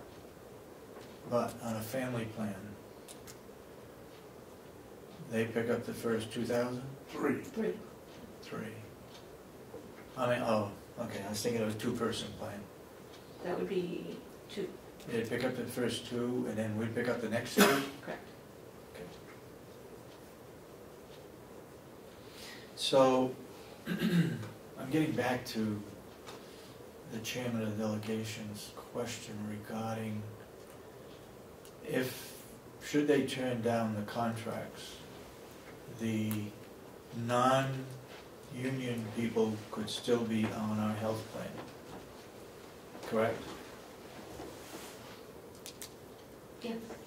Okay. Except if you're gonna go from 300 and, well, because they get different, I don't know how many are in the sheriff's department in total, but you're gonna have a lot fewer people in the program, so they're probably gonna raise the cost of the premium. Well, that's based where it's on getting back numbers. to the pool, whether we have to have a minimum number of people in the pool of those that are eligible. Is there any way of checking that out?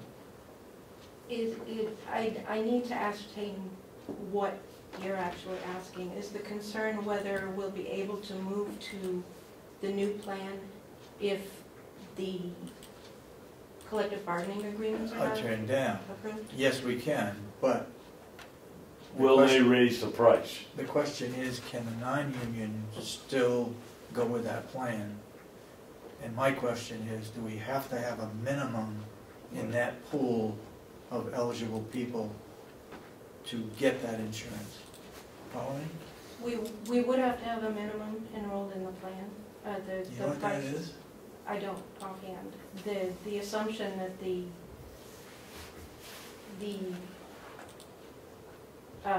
people covered under collective bargaining agreements would not be participating in the plan is not a plan that we had anticipated.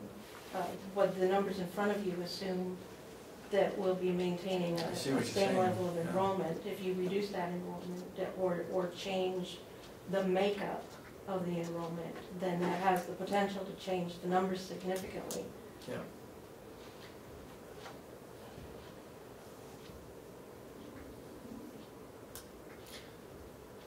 Well, we're all hoping that the contracts all go through. Yeah. And that they don't mess around with the non-union people, because they would have the same health benefits. The way the plan is written, everybody's moving toward the $2,000 deductible plan. If we have to split that, the increase to the people who are covered under collective bargaining agreement I would consider that catastrophic, because the increase in the premiums, as you can see in front of you, is significant if they have to stay with that plan. Mm-hmm. Yeah, the increase is what, $100,000 if we stay with the old plan? 98,000. 98,400 if that's what we're gonna pay. So we save $268 on the new plan, we pay $100,000 if we stay with the old plan. You know, That's a third of a million. No, that's 400,000 almost. Ouch. That's huge.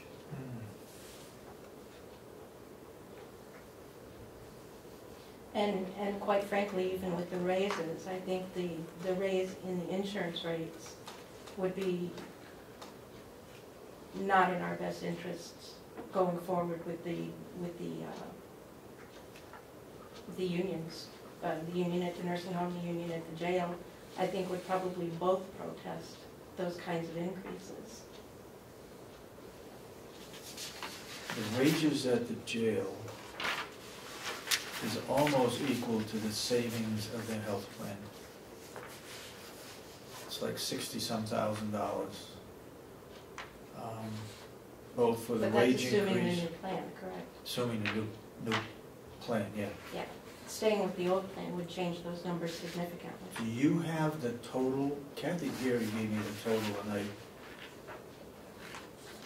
I'm questioning the cost of the jail health plan. I think it was like $64,000. Do you have any idea what the totals are for each of those three unions? I actually did a breakout for the nursing home, like the same thing you're looking at right now, Yeah. only specific to the nursing home, specific to the jail. Yep. And I believe the one specific to the jail was brought in at the jail subcommittee meeting the other day. I don't remember what that figure was right off the top of my head, but that spreadsheet Does has already been. 138 for the nursing home ring a bell? That sounds like it would be well within the ballpark. The savings? No, the cost of the union The- contract. Cost of the union contract Oh, okay. would be 138,000. Do you think we should use this as a handout for the delegation meeting? Just a quick summary on the health insurance? I think we may want to send that to them. Yeah. I mean, it's eye-opening when you look at it. It's like, ooh. Yeah, the one thing that I would ask, if you're going to send that to the delegation, is just make sure that they understand that those numbers are based on our most recent enrollments. Yeah, and then Our we most recent we have to keep reminding. Because that does fluctuate from month to month. We got into the same thing with the jail when they were looking at the total number, and we said, you know, every time a single person leaves and a family employee comes in, you got to bump that by $14,000. And I mean, that actually happened in the HR department. Yeah, those numbers are huge. I mean, you can have a turnover in 2 individuals, and all of a sudden your budget's up $28,000 in health care. I mean, it's just mind-boggling, the dynamics in that. So, and we keep seeing that this budget assumes that we have the same percentage of married, single, all the way through. And if that starts switching, Katie, bar the door. We got a lot of money going out of this place, so. Okay, under the old plan, it's going to cost us $98,000. Correct. Under the new plan, we're going to decrease it. It doesn't sound right. One is increasing, the other is decreasing. You can't compare them, can you? Well, if you stay with the old plan, that's what $100,000 more. That's what we're going to live with. Yep.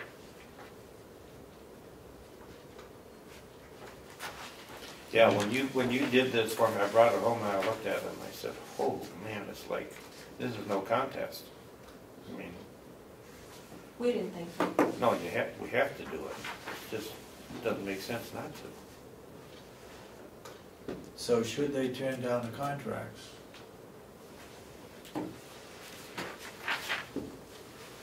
These figures get blown out. Yes. Can I ask for clarification just for the minutes? I'm trying to keep track here. For example, in the nursing home contract, union contract, it says the county will maintain a health insurance plan, the county will pay 80% of the premium. It doesn't say what premium, what deductible, what plan. So how does them not passing the union contract affect what goes on You with may not medical have, you may insurance? not have the up-to-date. Is the new contract, does it have more specific language? Or does it just say that the county pays 80%? No, I think, somewhere in a contract, it should say that they pick up the first 1,000. It's a $2,000 deductible and they pick up the Okay. first. So it says that in the new contract. I'm gonna go back and look, but I I think am it should looking at the say. former contract, so if something was added. Oh, this- that one, okay, it was Because changed. that's yeah. all that's still available on the state website, but, Okay. I don't understand how not passing the contract affects the health insurance. Because the health insurance is in the contract. Right, but you're saving, you're not asking them to I know it. appropriate more money, so why are you even going through this But exercise we're with saving delegation? money on the insurance, but we're increasing their wages. In the jail contract, it's almost a wash. Because of the We save borders, the 60,000 revenue. for health insurance and we give them 60,000 in raises. Then it seems to me the only negotiation you should be having with the delegation is wages. You shouldn't even be, If we're talking about union contracts, you gotta talk about both of them. so if they vote it down, They vote it down, And the old, how does that The affect? old The old contract contract stays. remains in effect, so Right. you'll still have health insurance, so however you, but it would be $100,000 Package that. more. why? because it, You're not, the delegation's not voting on a health insurance contract, they're voting on union contracts. But the health insurance is part of the union contract. yeah. Wages is part of the union contract, health insurance is part of the union contract. If they vote it down, they vote both of them down. And then we have to stay in the old contract, Yeah. and we've just got the increases on the old contract are $100,000. $100,000. So if they vote the union contracts down, then you have to stay with the old health insurance plan? Yep. Why? That doesn't make any sense. Because they turned it down. No, Deb, can you help me? What are you asking? Can they vote it down and then have us go to another insurance company instead of the one that we have over there? Is that your question? Does the union contract specifically spell out that you're going to be going with that specific plan, with that specific company at that specific cost? No. Yeah, It does? The bargaining contracts do? should. Why are She just read the last one and it didn't. Why are they that specific? Because we changed it to $2,000 deductible. Okay. So if they don't pass it and you you just keep using the old contract. Yeah. The only thing the old contract says is that the county will pay 80% of the premium. No, it says that we pick up the first 1,000. It doesn't say In that the old well, in the old contract. I'm looking at it, so I'm trying to, we pick up the first 1,000. We did that a year ago. But she's telling you that she's Doesn't- looking I at the know it. old agreement and it's not on doesn't it. say it in there. I know. All it says is that you'll pay 80%. That's what happened. Okay. We picked up the first 1,000. I You think think, that but was David, you'd have to believe that it would be in the contract, I know. Is there another section you're not reading, I Melissa? haven't found it yet, so I don't know. Would I'm you at know the where it end. is, Deb? I'm looking. Oh, you are? Okay, thank you. I know we paid the first 1,000. Yes, we did. Well, that might be policy, but But you'd think it'd be it's, in the why would contract. it be, why would it have to be in the, I mean, I know if they turn it down, they turn down the health as well as the wages. They're looking at the wages because there's gonna be savings on the health. right. I just don't understand how it they have that doesn't much make sense to control me. how you negotiate a health insurance contract. To me, it, Doesn't well, make let's say, would it affect the non-union? No. No, it wouldn't affect the non-union. No, not They could being still clear. have the $2,000 deductible and a cheaper rate. You know, A quick this glance. doesn't apply to this, but, you know, like in Wakefield, in the teachers union, Mhm. they select their own health insurance plan. It's in the union contract. Hmm. They determine who they want for insurance. The union determines or each individual? Union. So how do they can do it out of a pool of money?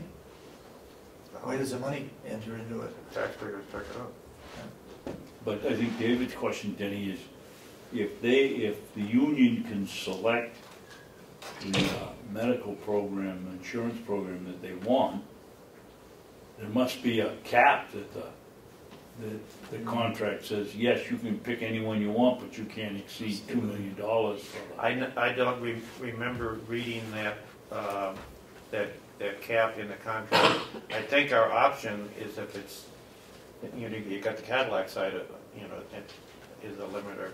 And the other thing is the voters would not approve the union contract if they think it's too rich. But when I used to be on the budget committee, it was in the contract that the teachers got to select who their insurance carrier was, and it was always different than the town. Wow.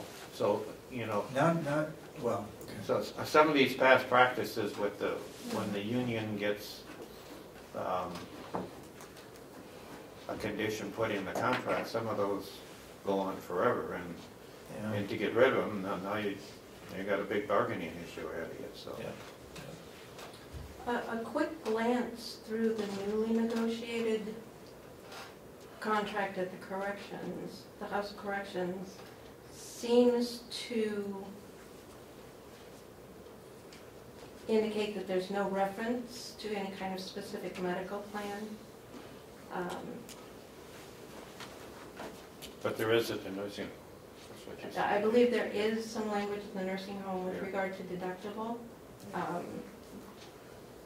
Certainly lessens the impact, if There should be that's the some case. in the.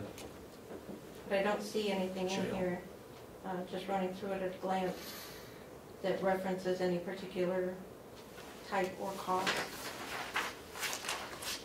Does it say anything about 80/20? No, not that I see.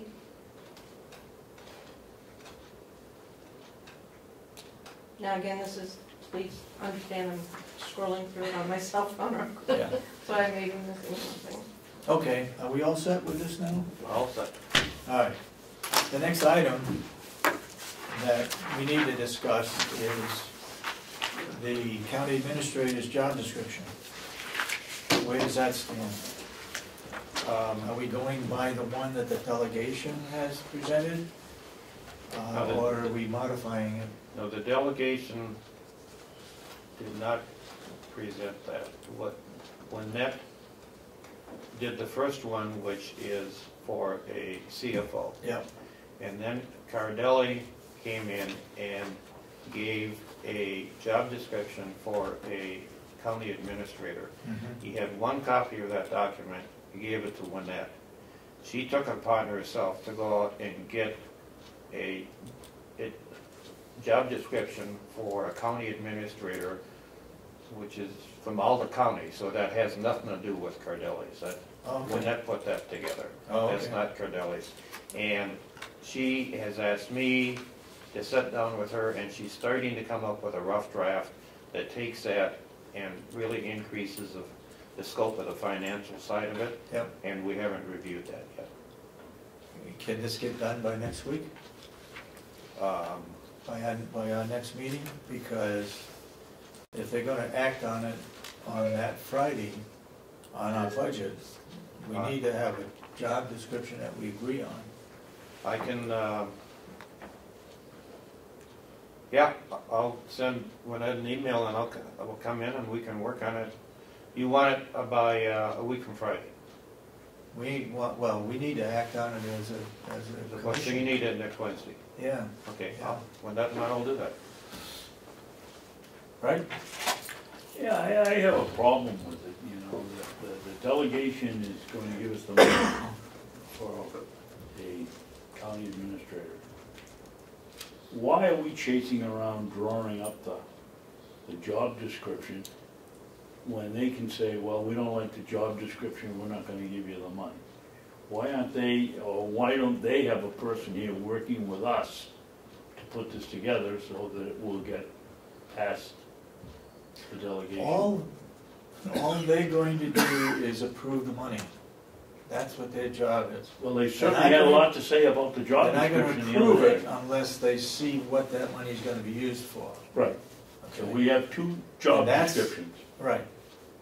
And so that's what I'm saying, we need And to. we produced both of them. Both of them came Yeah. from here, from Right. the county. And the second one was the one that we passed around to the administrator, and CFO. You two asked, no, the second one is the administrator. The first one was the CFO. The Right. second one's the administrator. And you two asked me to work with them Yep.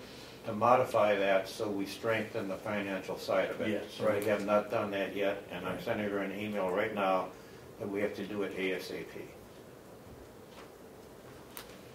My question is, Look we at the come in overall- here, we come in here next Friday, Yeah, and with our draft that we've all approved, the three of us have approved, what happens if they say, no, we think it isn't strong enough on a county administrator side? well, you know, Then we go back again. when it comes right down to it, right down to the basics, we're the ones that's gonna be doing the interviewing. Right. And based on what that person has as credentials is what we're gonna be deciding on. Right. Now- But they are gonna decide whether they're gonna give us the money based on what we come up with for a job description. Yeah, I'm only saying, rather than chase our tail, why not involve a member of the delegation in the drafting of the thing along with Dennis and Lynette, so that at least we're sure when we present it to them, we can say, well, your appointed member thought it was okay. but that's only one. One's better. To tell you than the truth, I'd rather have control of that aspect of it. Yeah. You got it? Now, what I'd like to do is, when they ask who's gonna be on the interview committee, I would like to say that it would be the three of us, nursing home administrator, jail administrator, and you had two people, you still wanna have those two people, Yep. accountants? Yep. Yep, I do. Anybody else you think should be on the interview committee? Should we, This is our responsibility. this is our responsibility, should we think about, do we know any county administrators close to us well Yeah, enough Bauer. to ask him to come in and Yeah, be part of I was this? thinking of that same thing. That's a great idea. Stratford County. Bauer. Stratford, Bauer, he's been there 100 years. Okay, Lynette would be on it too. Right. Yes, That's what you're gonna you say. should have your HR director involved in that, Definitely. but as an addition, I would consider Ray Bauer or Leo Lissard. Yes. yeah, why don't, I think to have another county administrator would be very Yeah. helpful. The best one would be out of Hillsborough, but he's too far away. I doubt if he'd come. Craig, Craig. So, He's good, he's on there. Another possibility would be Carter Terenzini. Who? Carter Terenzini, he's the administrator up in Moultonborough, or Dave from Wolfboro, town administrator for Wolfboro. Oh, town? Mhm. Or any of the women that were here today, Teresa, Ellen. Yeah. Cassandra. I don't wanna make it too big, but we wanna have representation. I mean, the person, whether it be male or female, is gonna be working here, reporting to us, but they're gonna be involved in all our department heads. So I think they ought to be on the committee. Correct me if I'm wrong, I'm just throwing this out, saying, if we're asked who's gonna be on the interview committee, we've got it already. yeah. Anybody else you think should be on it? No, but I'd like to A member think of the about the list you delegation. gave us. The other department heads. I don't think I so. don't have the sheriff on there, but the sheriff could be I on it. don't think so. No? What do you mean? It's our job to hire them, and they're gonna be working with these people. Basically, these people are gonna be working for the administrator. Yeah. You don't think they should be on it? I'd forego having the department heads and have two county administrators from Oh, someplace else if I had a choice. Now, I don't feel, personally, I don't feel really qualified to judge who's gonna be a good county administrator. I haven't had any background in county administration, other than being a commissioner. I'd rather have somebody, two or three of them that have had the experience and know the questions to ask. Well, I agree. I think Bauer, I think, would come up. No question. He's offered to come up and help us in other ways, so I don't think there'd be a problem with him coming. I don't think we want to have the administrator from Belknap County. No. He might not be there. She may not be there. They got a big issue over there. I guess. Just Well, I got a just big issue with another the quick commissioner. suggestion with regard to Commissioner Babson's observation. I do think, and I strongly recommend, that you bring in your facility administrators, because these individuals won't be working for the county administrator, but with the county administrator, and you do want them to have a feel, both the applicant and your facility administrators, for what direction this is going and who they think might be a good fit. You know, So you're saying, Debbie, to include the department heads or not to? Not your department heads, but your facility administrators, Superintendent Henry, Administrator Chandler, the sheriff, the sheriff or his designee. where do you stop? Pardon? The county attorney, registry of deeds. Mhm. Those were exactly the people I would say I wouldn't include. When I I know. said Well, look, the committee makes the recommendation to the three of us. It ends with the three of us as to who is selected, but we get a recommendation, a new look at who we should hire from the whole group. Is that right? As I see it. well, will it be initial interview with the committee and then a final interview with us? Could be. That's what we wanted. Well, at some point, we're gonna narrow this down to 3 people. Yeah. And then that's when the rubber hits the road. Yeah. Once we get to the final 3. I think we could see all of the applicants, but somebody, maybe that committee narrows it down to 3. And then we interview the 3. I would hesitate to say all of the applicants. Well, Clarify that, some maybe of by them saying all of the qualified may applicants. not be Yes. qualified, you're right. All the Right. qualified applicants, yes. Yeah. Okay? Okay, All right, so you're gonna work on the job description I sure am, with it and add more yes. financial. Personally, I feel that whoever we hire is gotta be able to do the financials. Financials cost us $15,000 if we put it out. No reason why other counties do it with in-house. We put the audit out, which is another 15. But that 15,000 would be part of the individual salary. It would be, you know what I'm saying? Oh, yeah, I agree. I mean, we can't do the audit in-house, that's why you No. have outside auditors. But Right. the financial statement should be a result of all the reconciling all the accounts and the trial balance and Yeah. putting everything together, and, yeah, a good county administrator ought to be able, I mean, that Financial. ought to be his job, Yeah, absolutely. okay. And, if you looked at the difference in pay between a CFO and a county administrator, Yeah. if a county administrator can do the $15,000 worth of finance, we're getting some payback right there, That's right, so that ought to be a requirement. yeah. We want the person that has the ability to do that, and is confident they can do it, and has done it in the past. Yep. Okay. Anything else? Are we all done?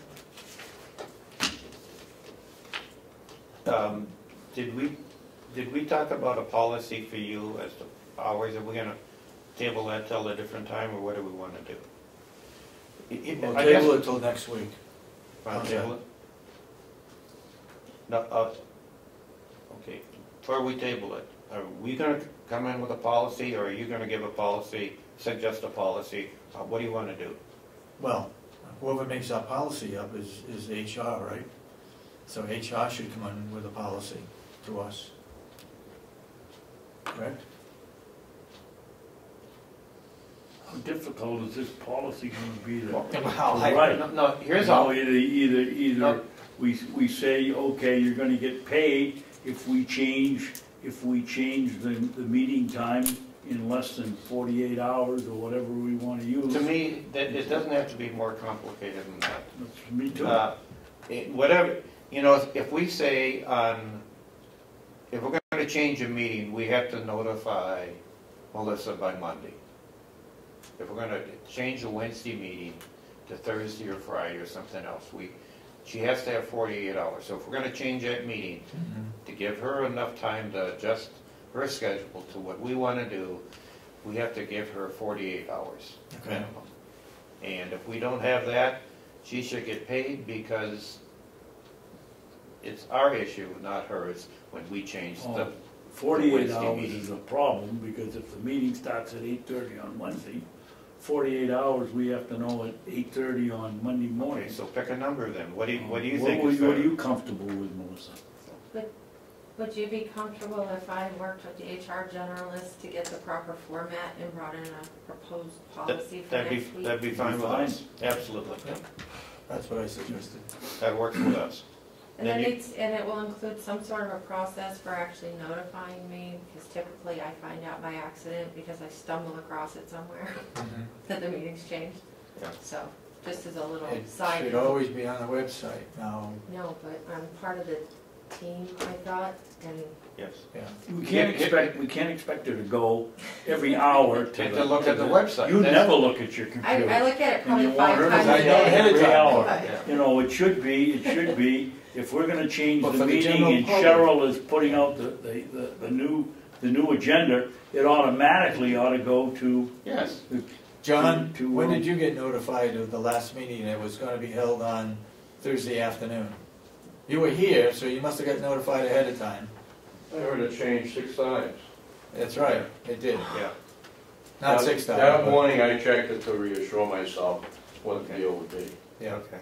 But, you know, And where it changes so frequently, so close to the time, Yeah. that, you know. See, I have a schedule for softball. I'm an umpire. Now, they cancel that, I don't get paid, even though I put it in my date book, and I hold that date because I won't take anything else, because they know I'm gonna do a game. But they cancel it, but I don't get anything for it. Maybe if you learned what a ball or a strike was, they might. Motion to If it's on adjourn. the ground. On that note. Mr. Newell has a We have hand public up. comment. I'm sorry. Public input. I just got a question. What you guys were just talking about is what I'm here for today, about the difference between a chief financial officer and a county administrator. Yeah. You mentioned the difference in pay. Yeah. What is a county administrator? Because we've spent, what was it, $27,000 to have people come in and audit us and tell us what we needed and all this other stuff that the taxpayers and everybody paid for. And they talked about, you know, the finances of the county and needing a county finance officer or something to that effect. You guys went to the delegation asking for a county finance officer, and they're talking about a county administrator. And as a taxpayer, having to pay the difference in that salary, I'd like to know why, after we spent all this money doing audits and everything else, that the delegation's trying to cut money here and slash money everywhere else, why they went with a higher county administrator versus a CFO that can help fix and oversight the finances that they found in the audit of needing help. So I'm confused as a taxpayer. Where were you when we needed to convince them? You gave the best speech of all. We're all for this. Strongly behind it. We're in the same place. Yeah. We're in the same place. You're absolutely right. Could someone explain to me why what the delegation's reason was going with the county administrator versus the CFO? I mean, you didn't even ask for a county administrator. Let me, and this is just my opinion of why they went for it. This board, like 22 months from now, there's going to be 2 brand new county commissioners. Most likely. Most likely. We're not sure of that, but it's a possibility. Possibility that 2 out of 3 are not going to run again. what they're looking for, in my mind, is some continuity, one step under the county commissioners. And they wanted somebody that, in their mind, could run the county no matter what happened to the county commissioners. And they think that a CFO isn't broad enough. They wanted somebody one level down, no matter what kind of turnover or who sat in these jobs, somebody one level down that they had confidence in that could keep the county running. That's my impression of why they wanted a county administrator. Okay, so I see another level of government, which is fine, because oversight is good, but the problem that I see with that is some of your directors and facility heads are elected. So, and we already seen that from past experiences, people that's in those positions are hard to get rid of. So, I mean, even if you go with a county administrator, you know, you can't get rid of certain administrators anyway and everything else. So I don't really see whether the county is really benefiting with that extra cost and everything else. A CFO can oversight the funds and stuff, which was the biggest issue that they found in the audit. And then and the rest of the taxpayers don't have to fork out all that bill. And then we're trying to cut and everything to save money, and we're talking about different ways that our employees that work for us that here in the county and stuff and do things for us, you know, having to pay deductibles and all this other stuff now for insurance plans, which, you know, you already know we've talked about wages and stuff in this county being low, so the benefits packages are huge. And you start making people pay for all that stuff and everything else, I don't see where the employees are really benefiting. Plus the taxpayers are paying more for a county administrator versus a CFO.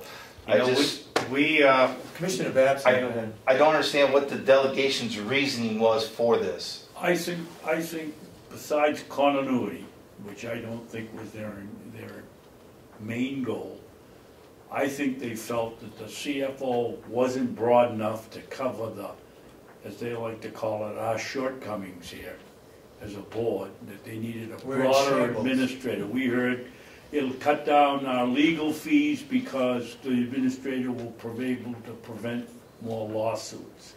What were some of the other reasons? I don't see how that's going to happen. We weren't professional enough, and that if we got an administrator, it would all of a sudden become more professional and be better run around here. Somehow an administrator is going to be able to look at the budgets and help them with the budgets. We all, the three of us, strongly supported a financial person. That's what you read the performance audit, and it all goes back to financial problems. Yeah. They didn't want to do that. That's why we asked for a finance person. Well, and that's what I don't understand. And then on top of that, even like you mentioned those reasons, Commissioner Babson, you guys are elected. The taxpayers go and vote, put you in these positions. So you put a county administrator in there, I don't see where that's going to make any difference in how you guys conduct business or stop lawsuits or whatever else. You're still going to make whatever decisions you're going to make here as a board anyway. As a taxpayer, I think I should have some say-so, whether it was by a vote or whatever, whether we go with a county administrator, when we're talking about the taxes that I have to pay and the rest of the taxpayers have to pay, and the difference in that. You know, that's a huge amount of money that we're talking about a county administrator, because they don't come cheap. When you look online how much their salaries are, that doesn't come cheap. And I think the taxpayers should have some say-so on whether it's taking a vote or whatever on whether or not we do that. You know, the way we're structured is the delegation, they're all elected, we're elected. I mean, it's the only thing you can do is have the voters put different people in office. I mean, you got 15 elected officials that are making that decision, and it's their vote. And the way it's set up is they represent the people. They're voting for you. You don't have a vote, they're voting for you. That's the way it's set up. I think, Trace, the thing to do is that we get 4 representatives representing us here in Ossipee. call them all up individually and ask them why they prefer an administrator over a finance person. I've already talked to one of our representatives in the town in a selectmen's meeting about the performance, about the probation office. You know, we put them on the spot, ask them why they voted the way they did. And I understand what you're saying, but not that it was doing good, but yeah, exactly. I know. I got better things to do with my time than waste it. Yeah, But I know. you know, if Doesn't seem right. if you ask for one thing, and they're going to give you something more that's costing the taxpayers something, then I think we should have some say-so in that as taxpayers. It should be put to a vote first or something by the taxpayers. You know, maybe most of the taxpayers want a county administrator. I don't know. I think we paid $27,000 for an audit. They said where we need to work at was the finances and oversight of the finances and having policies and following directives and all that. And if we needed that, I don't see why we need a county administrator. That's a huge overkill, and that's more taxes I got to pay. But I understand what you're saying. I just want to voice my opinion, and now it's out there. I think you guys made the right decision asking for a CFO, and I'm upset about it that the delegation made that decision because I have no say-so in it, and it's my taxpayers' dollars and everyone else's in this county that has to pay for this position that we're going to pay to advertise for and do everything else for. And it's just, you know, we talked about there should be some accountability for taxpayers' dollars. This is a huge overkill for what the county needs.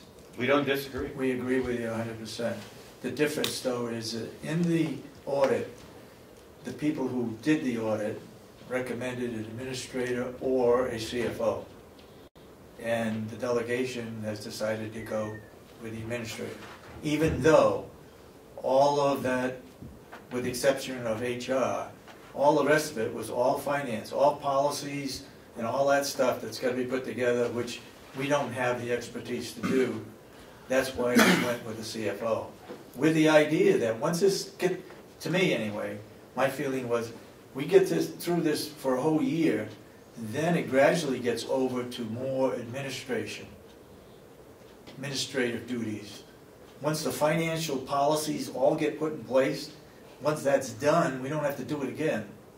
But we do have to do the financials. And again, it comes up to basically the three of us as to who we're going to select. And it'll be heavy, from my point of view anyway, be definitely heavy in financials so that that person can do the financials, which would go towards the $15,000 towards that person's salaries. But we can't fight 15 others that disagree with us. They got the checkbook. That's what that makes it difficult. I understand. I was a little confused. I'm just a little confused at, I know you guys present the budget and they okay it. Yeah. I didn't know that they were able to just go and say, okay, you asked for this, but we don't want to give you that. We want to give you something else.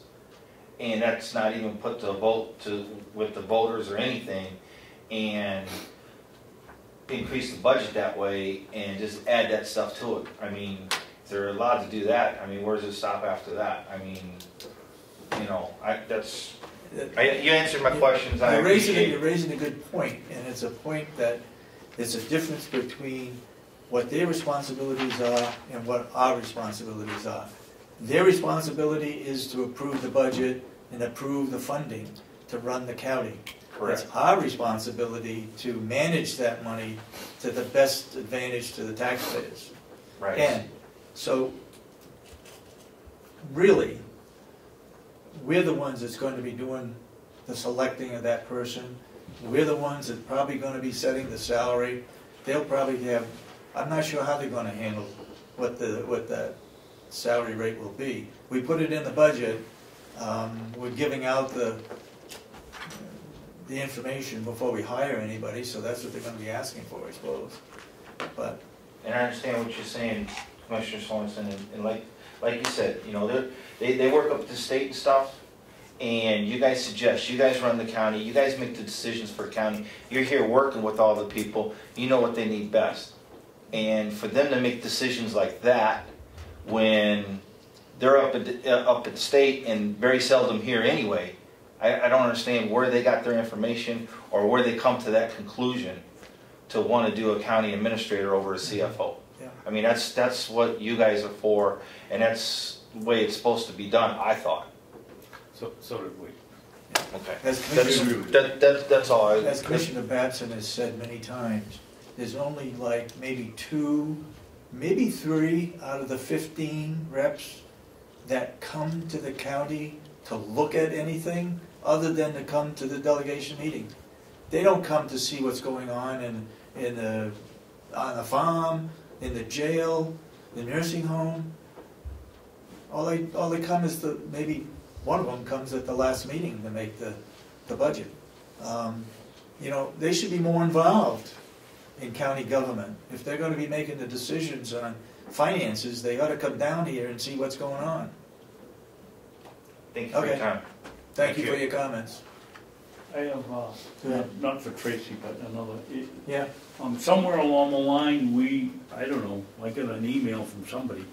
We had suggested that we get the gentleman in or the woman in from our finance software company to come in and tell us what exactly this program can do, what it can't do, what we need to do to upgrade it if we have to upgrade it.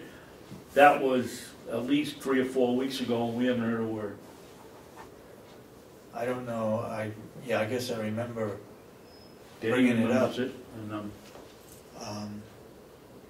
well, do we get the one from the payroll, or do we get the one from Chronos? no, we want to get the person that.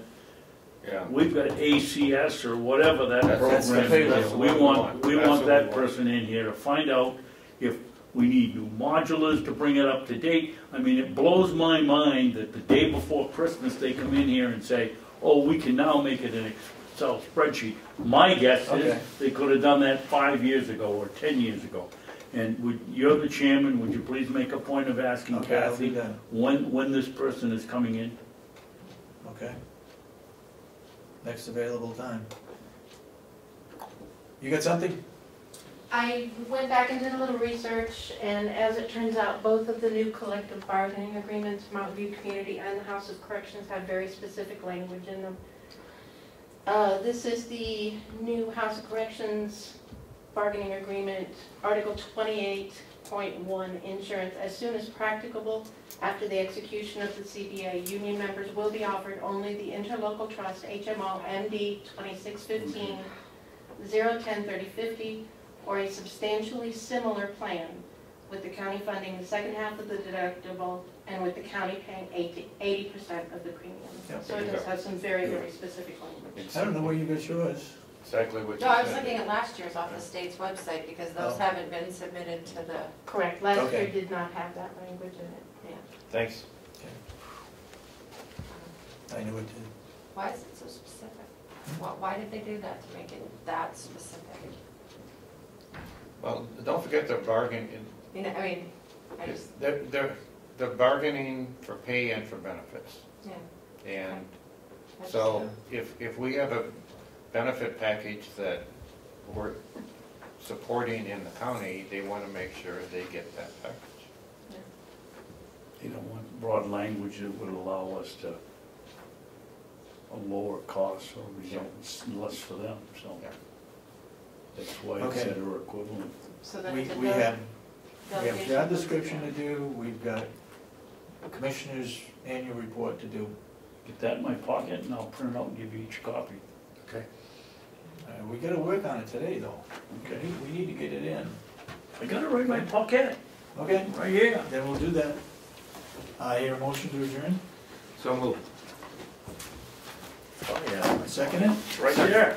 Second. All those in favor of the motion say aye. Aye. Dennis.